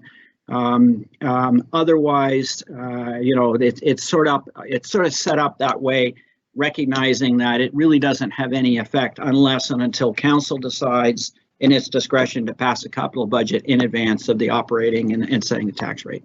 Is that fair, Jane? It is, John. Thank you. What I would add to that, though, is the key in the amendment, Mr. Chair, through the committee, is that it's budgeted, but not yet funded. So what we're saying is everything that's in this capital book is budgeted, and we do have funding identified between every single one. Because we haven't approved the operating budget yet, even though we've identified a certain amount of money capital from operating, $49.8 million, we haven't passed that budget, so in theory it's not there. So what this is doing is saying that we have a list of capital projects that have been budgeted. We have identified funding for it. The funding hasn't been approved. So the risk would be items that would be put on the balance adjustment, the budget adjustment list. So those would be items that are not budgeted, and do not have a funding source. So those would not be able to be approved. So for example, the $1 million that went to the parking list, lot rather, that would not be part of this approval if this gets voted this afternoon, because it is not budgeted for. It's over and above. So that's really what the intent of this is. It's the ability to move the capital budget when it's being approved before the operating budget, as John said, not together with operating is what it is. And certainly if you want to limit it to this year, we can do that amendment as the solicitor said. But that really is the intent of it. It's the ability to actually get the requisitions out and to do the awards. CAO? Mr. Chair, I think I understand the concern, and certainly the same kind of questions I had when I looked at this proposal and the report. So, but I think John and Jane have captured it very well. I mean, first of all, we can't spend money we don't have. So to Jane's point, there has to be a funding source, and the funding source has been identified. So in the areas where, and part of the budget where it's being funded capital from operating, obviously you can't spend the money that is not approved yet, right, by council. So there's very little risk here. The other overriding consideration is timing, and time to market, time to get our projects out the door and into the economy. So part of what's driving me, frankly, is we have as you know, we have a $175 million capital spend. Hopefully we'll get it all out the door this year. There's a lot of contractors out there waiting to bid on our work and get their workers out into the workplace and get projects done and get money into the economy. So part of what's driving me is getting money into the economy as quickly as we can, especially in these COVID times, right? So I can assure you that there'll be no money, there'll be no projects approved or awarded without full council authority, awareness, and that the money is actually in place. So there's really little risk in this, in my view, given the fact that, given what John has said and what Jane has said. Thank you. Okay. Mr. Chair, if I may, one thing that I would add is that the thresholds, the approval thresholds, are not changed with this amendment. So the CAO has authority up to, I think, 1.25 million. Anything over that would come to council. So there still is that oversight there for regional council. Okay. Thank you. John. Thank you, Mr. Chair. So I realized I didn't cover so what happens next? And effectively, I just want to make sure the members of the committee understand this does not prevent them from amending the capital budget as we go through this process. Even though we've approved a capital budget and it goes forward, it can be amended as a result of the balance adjustment list, the parking lot, subject to anything that we have actually tendered and awarded the contract. And so it does let us get going, but it does not necessarily tie council's hands in terms of what has not already been awarded as tenders subsequent to the approval of the capital budget. Right? Obviously, if it's been done, you cannot do it. We've already spent the money, but other than that, you can certainly add to the capital list, and you can remove those items if you so choose. By amending the capital budget through the process. Right. Okay. Thank you, Councillor Austin. And you're on mute. Yep. Thank you, Mr. Chair. And so, if I'm understanding this correctly, I'm thinking of, like, most of the time, I don't think there's any issue in this. I mean, council might add things to the budget, but we rarely yank something back. Although, I mean, there have been some capital budgets where it has been a little bit, well, we don't really know what we're doing. I think it was 2 budgets ago, we had quite an involved discussion because there was a whole bunch of stuff on the capital budget that wasn't funded. There was some unease on council about the amount of resources that were being funneled into the IT back house stuff when we didn't have a lot of the commitments that we were making in terms of integrated mobility funded.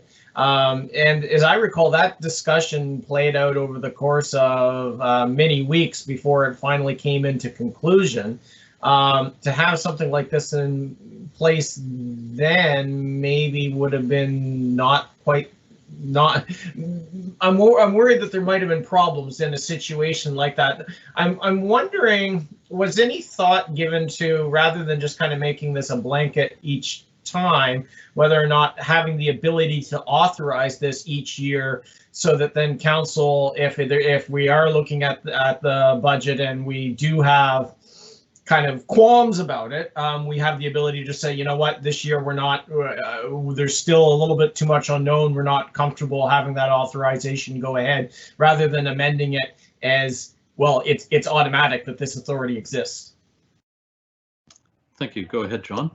So, Mr. Chair, through you to the councillor. So that would be accomplished by councils deciding not to approve the capital budget, right? So this really only comes, the AO and the procurement side of it only really comes into play if council is satisfied and has determined to pass the capital budget, but has not yet got to the operating budget and to the tax rate. I think you have to remember this year has been a real learning year. We're much further along in terms of the dates, which is why we've brought it forward at this time, in order to allow, you know, a relatively new council to get up to speed on the process and to get comfortable with it. Our goal would be in future years, obviously, to get back to the same sort of schedule we'd had in the past, which, you know, in all likelihood would not make this necessary. If we have it, the process done a little bit sooner, you know, in that whole time frame, then we get to a point where we're able to meet the timetable that we're looking for getting items out the door for capital construction and otherwise.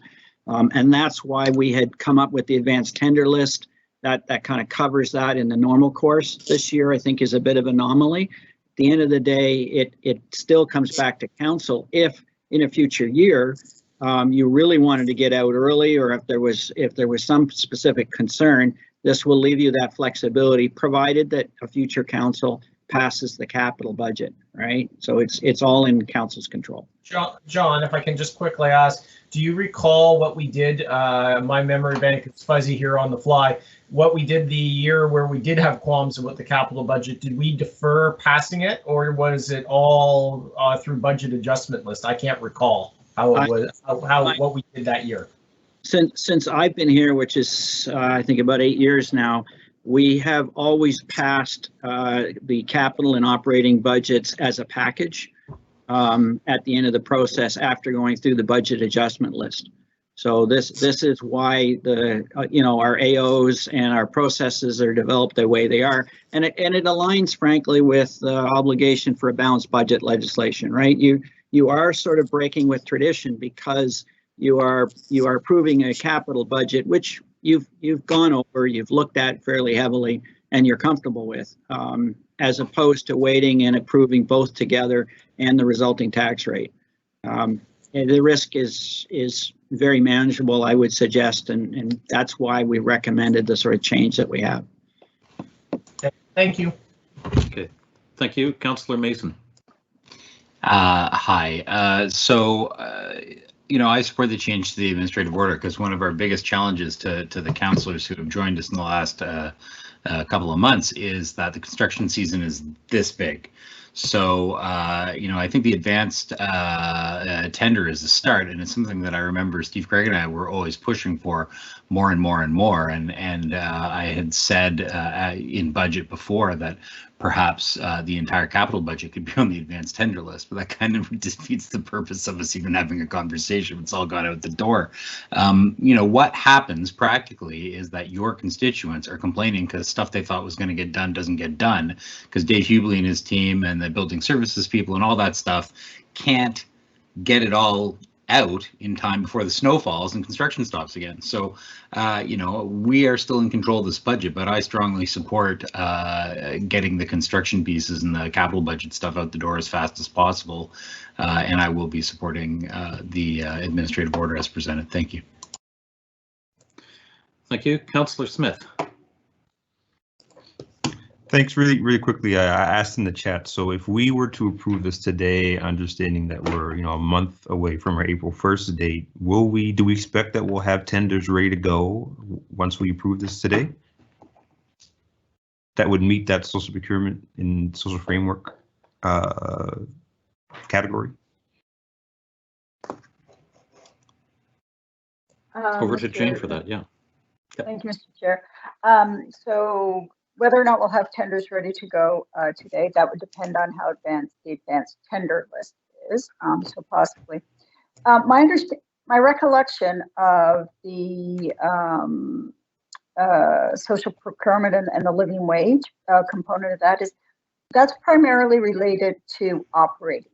It tends to be more contracts for serving services like janitorial, parks, snow removal, those sorts of things, some solid waste contracts. So it wouldn't be captured under the capital by and large. We will still be geared up to tender April 1st with living wage with award after the operating budget is approved. So yeah, this is where we're confused because that is true. I know a lot of it focuses on services, but I think there could be potential where some of the scope could be part of if not a service, could reach, there could be organizations who might be able to. So for example, yesterday with the transit, there might be a social enterprise who may be able to deliver that service. So if we put the procurement out and if we don't use a social procurement policy, there might be social enterprise who can deliver that service. They wouldn't be included because we're not using that framework. We're just putting it out to the market. So I'm just want to make sure that if we do approve this today, we're not, for all the many things that will be tendered within this, there could be one or two things that might miss that criteria. Thank you. Go ahead, John. If I may, if it gives some comfort to the councillor, I think you need to keep in mind that we're really only here because of the lateness of our budget, and so the items that would go out now would in all likelihood already be budgeted and planned as not being captured by the social procurement policy anyway. So there may be a few, but the reality is those that were likely to come out after April 1st are already budgeted that way. And so we're really here because of the slide in the timetable, more so than trying to move to fit one or the other. Is that kind of fair, Jane, I think? It is, John. What I would like to point out, though, is that when we did the amendments to the procurement policy and brought in social procurement, the only thing that was effective on April the 1st was the living wage piece. So everything else under community benefits, all the social procurement framework, that was effective when it was passed September. Right. So that's what I wanted. That's what I want Yep. a clarification on. All right. So the living wage piece is I understood that, but I wasn't sure if the other piece. So that means the environmental piece, that all that stuff is already included. Okay. That's really what my. All right. Great. I'm good. Thank you. Thank you very much, Councillor Cuttle. Thank you, Mr. Chair. Having not gone through this budget process, gone through the entire budget process before, I'm not entirely certain what comes next. Councillor Austin mentioned the adjustments list, and there's also this whole parking lot, and I know those things are not budgeted; they're over budget, so they wouldn't be included in this advanced tendered package. But I'm just not sure how those things impact the overall budget or the capital budget. So if anyone can speak to that, I would be grateful. And I also just want to note that I realize that the risk of putting the tenders out early is really on those submitting the tenders, that should council change their minds later on. If I hear you correctly, they won't, even though the tenders won't be awarded, people will have submitted proposals for the tenders. And I just want to be very mindful of that, because as we aim to be kind of open for business and more business friendly, we don't want to be causing, having all these people put all this work into something that never comes to fruition. So I want to be mindful of that. I can, Jane, you prefer? I can adjust the parking lot, or do you want to? Sure, I can adjust to the parking lot. So we had one item today that was on the capital side that was moved to the parking lot. So that is not included in this budget, so it would not be passed. What will happen at the end, when we get to the end of all the business units that come in, you'll have your big long list. So every time we start budget committee, you're receiving a list that shows you everything that's been moved and the potential impact on the parking lot. You'll then come back and you're going to go through as budget committee. You'll decide if you want to approve the item on the budget adjustment list, if you want to approve it at a lesser amount or maybe greater, or if you don't. So it's really when you see everything all together and what those impacts are, that's when you really get to make your decisions, because then you have the full picture of what it's going to mean to everything. So, and that's the reason why we put everything to a parking lot, so that you do have that great picture and everything all together. On the tenders, I think we're getting a couple of things confused here. On the so when we do advanced tender, what that's saying is, to folks in Brad's shop and Jerry's shop, okay, and some of the big heavy equipment, you have the ability to go out and do your tender and put it on the street. We always put a qualifier in that says subject to funding approval by council. So everybody, the market knows, whether they're local or national, international, that, okay, this is, you could say at risk, but it's a very fair and open and transparent process. So they realize that there's still funding to come. Okay.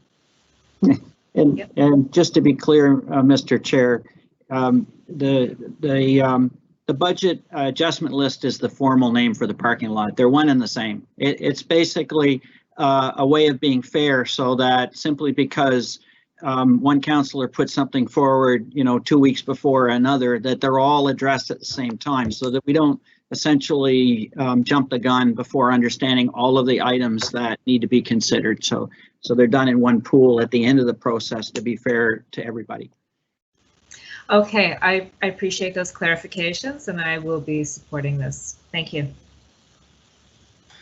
Thank you. Councillor Clary. Just very briefly, Mr. Chair, I just want to say I support the amendments to the administrative orders. As has been mentioned, we do have a short season for a lot of the work that gets done around here. I've noticed in the 4 years I've been on council an increasing lead time required for a lot of the purchases that we make. And so, I it's kind of like, when I was in the Army, live fire exercise. So it's still not real, but you're playing with real ammo. So due consideration is required on the range. But when we're doing this, we are still, I think, and I'm reiterating, but we are still in control. It is council's decision when we approve the capital budget. We're just giving staff the tools to get things out faster, understanding we're taking that risk, and it is minimal risk, and we could still change our mind at the end of it. But from the discussions I can recall for the last 4 years during budget, very little of what comes from staff, because they're so awesome, gets changed by the time we finish it. We try to inject $1 million here and $1 million there, or take out a few million here and a few million there. It's kind of like a haircut. And so by the end of it, though, it doesn't look too dissimilar than it did at the beginning. So my experience has been that the risk is minimal, and staff need the tools to get the work done that our residents require. I still have stuff on the carry forward list from last year and the year before. So let's get going. Thank you, Mr. Chair. Okay, thank you very much. John, you looked like you wanted to address that. I wasn't sure. No, okay. I think we're clear. Councillor Mason, I wasn't sure by your comment if you would like to be the last person to speak, or Lord, no question. There we go. Thank you. So this was just to separate item 4, because I was going to be the last speaker. Councillor Hensby then said that he would like to ask a question about the forum. So go ahead, Councillor Hensby. Just a quick question. Since it's still off for a number of years, I understand there's a report coming forward. I think this new council needs to see the past reports in the forum, and I think we need to revisit that decision. I think there's better alternatives I think we should look at, especially with the pool question coming up for Centennial. I think we need to revisit that whole Halifax forum decision. I'd like to see that come forward at a future date. question on the motion. Indeed. Okay. Thank you. Can we split the motion, please? So that item 4 is done separately. And with that, can we proceed with a vote over to the clerk? I am just posting in the chat what is being voted on.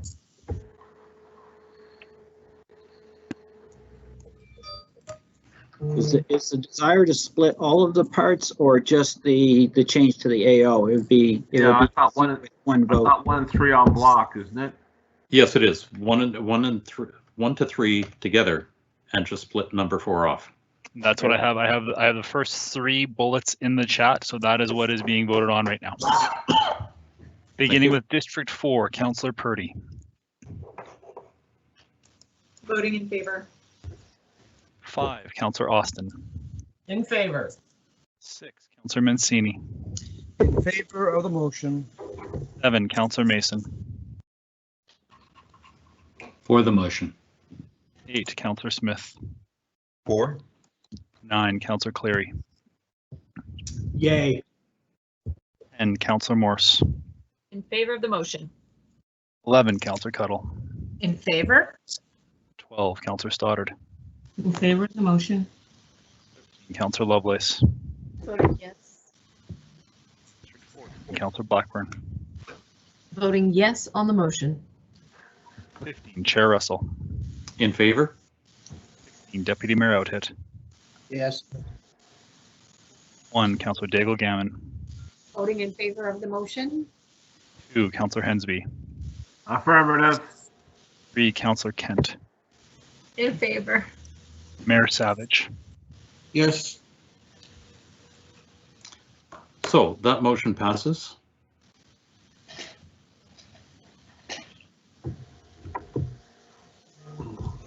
And we have the second portion of the motion in the chat, so we're voting on this.